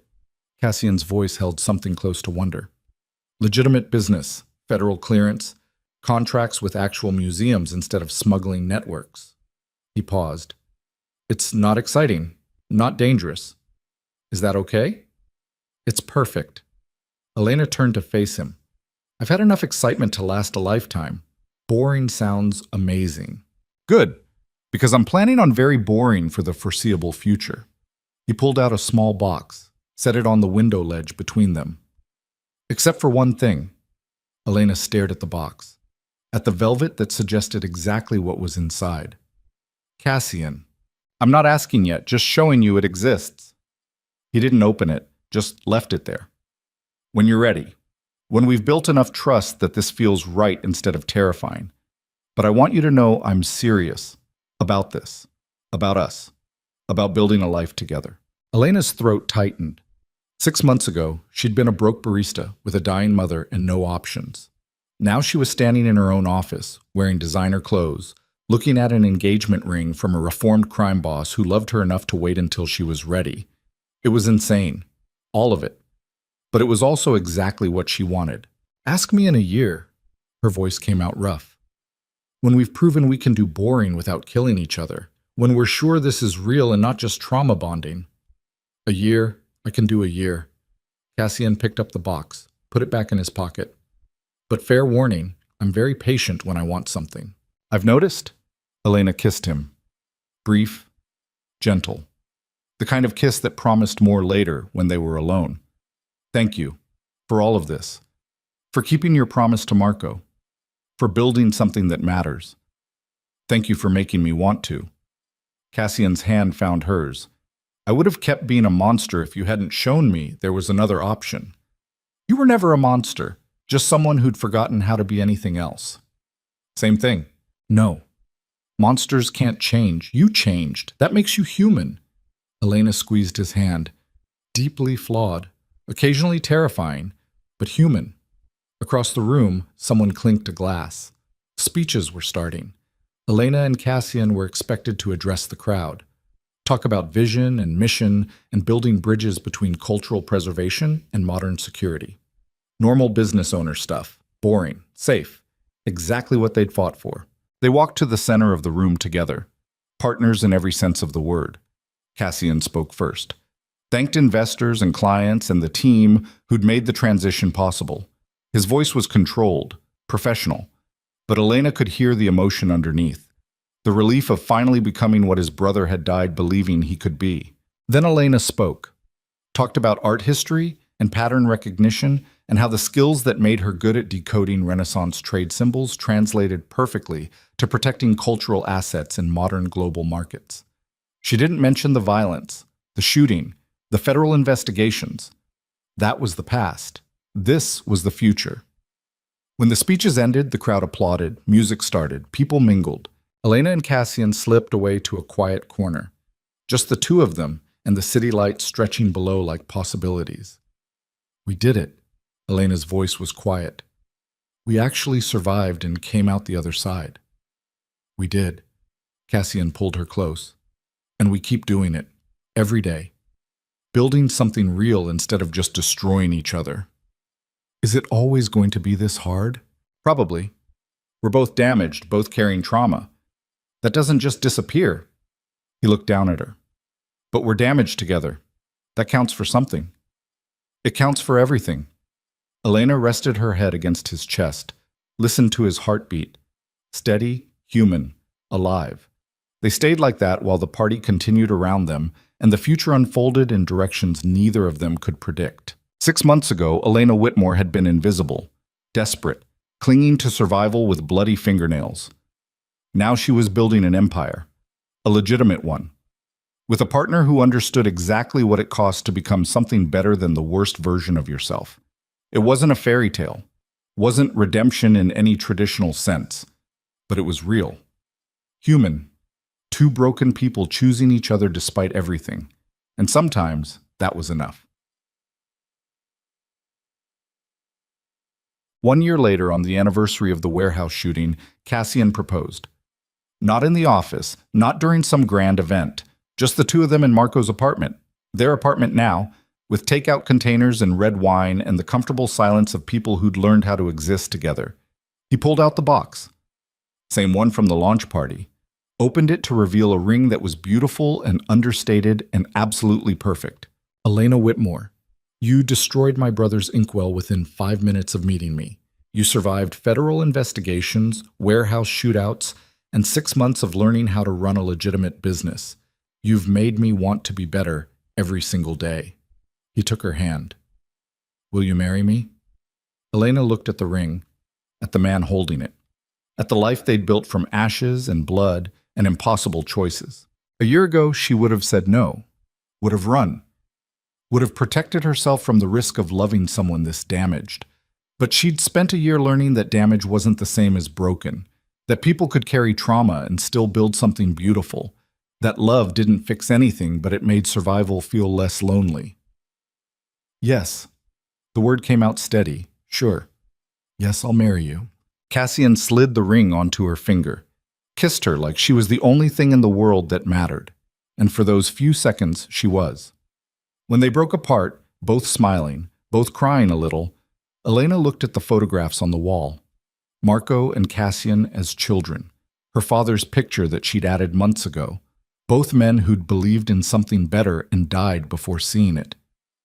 They'd be proud of us. Her voice was thick. I hope so. Cassian followed her gaze. I spent 6 years trying to honor Marco's memory.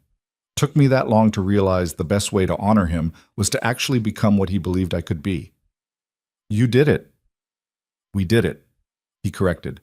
I couldn't have done this alone. You made it possible. Elena leaned against him, felt his arms wrap around her, solid, real, home. Outside the windows, Brooklyn hummed with normal life. People going to normal jobs, facing normal problems, building normal futures. Elena and Cassian would never be completely normal, would always carry the weight of what they'd survived, the violence, the betrayal, the impossible choices. But they were building something real, something that mattered, something that honored the people who died believing in better. That was enough. More than enough. It was everything. 2 years later, Whitmore and Moretti Strategic Consulting had offices in 5 countries and a client list that included major museums, private collectors, and cultural institutions worldwide. The Scholarship Foundation had helped 300 students pursue arts education, kids who didn't fit traditional systems. Kids like Elena had been. Now they had opportunities she'd never dreamed of. Margaret Whitmore remained in remission, healthy, active, volunteering with the scholarship program and telling anyone who'd listen about her daughter, the successful business owner. The federal investigations into FBI corruption had resulted in 17 convictions. Grace Morrison's legacy was destroyed, her crimes exposed. Justice, incomplete and messy, but real. And Elena and Cassian got married in a small ceremony in the Brooklyn Botanic Garden. Just family, close friends. Marco and the team, Margaret crying happy tears. No media, no spectacle. Just 2 people who'd survived hell promising to build a future together. The reception was held in their apartment. Music, laughter, dancing. At one point, Elena found herself alone on the balcony, looking out at the city that had nearly killed her and somehow became home. Cassian joined her, pulled her close. What are you thinking about? How different everything is. How 2 years ago I was serving coffee and drowning in medical debt. How I walked into your office thinking I'd last maybe a week.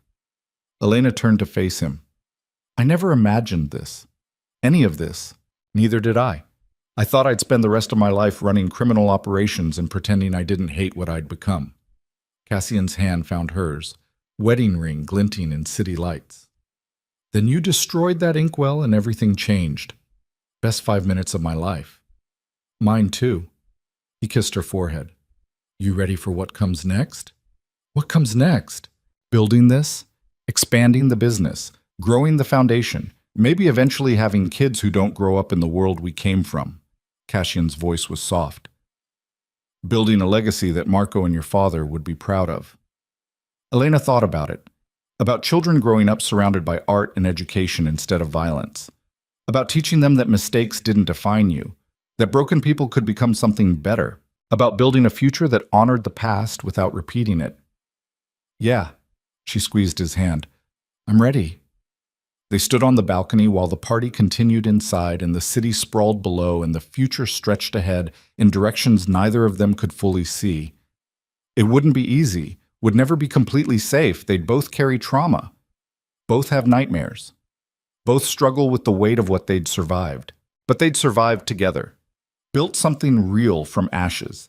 Transformed blood money into scholarships and legitimate business and a life that mattered. That was the victory. Not perfection, not redemption, just two people choosing each other every day and building something better than the worst versions of themselves.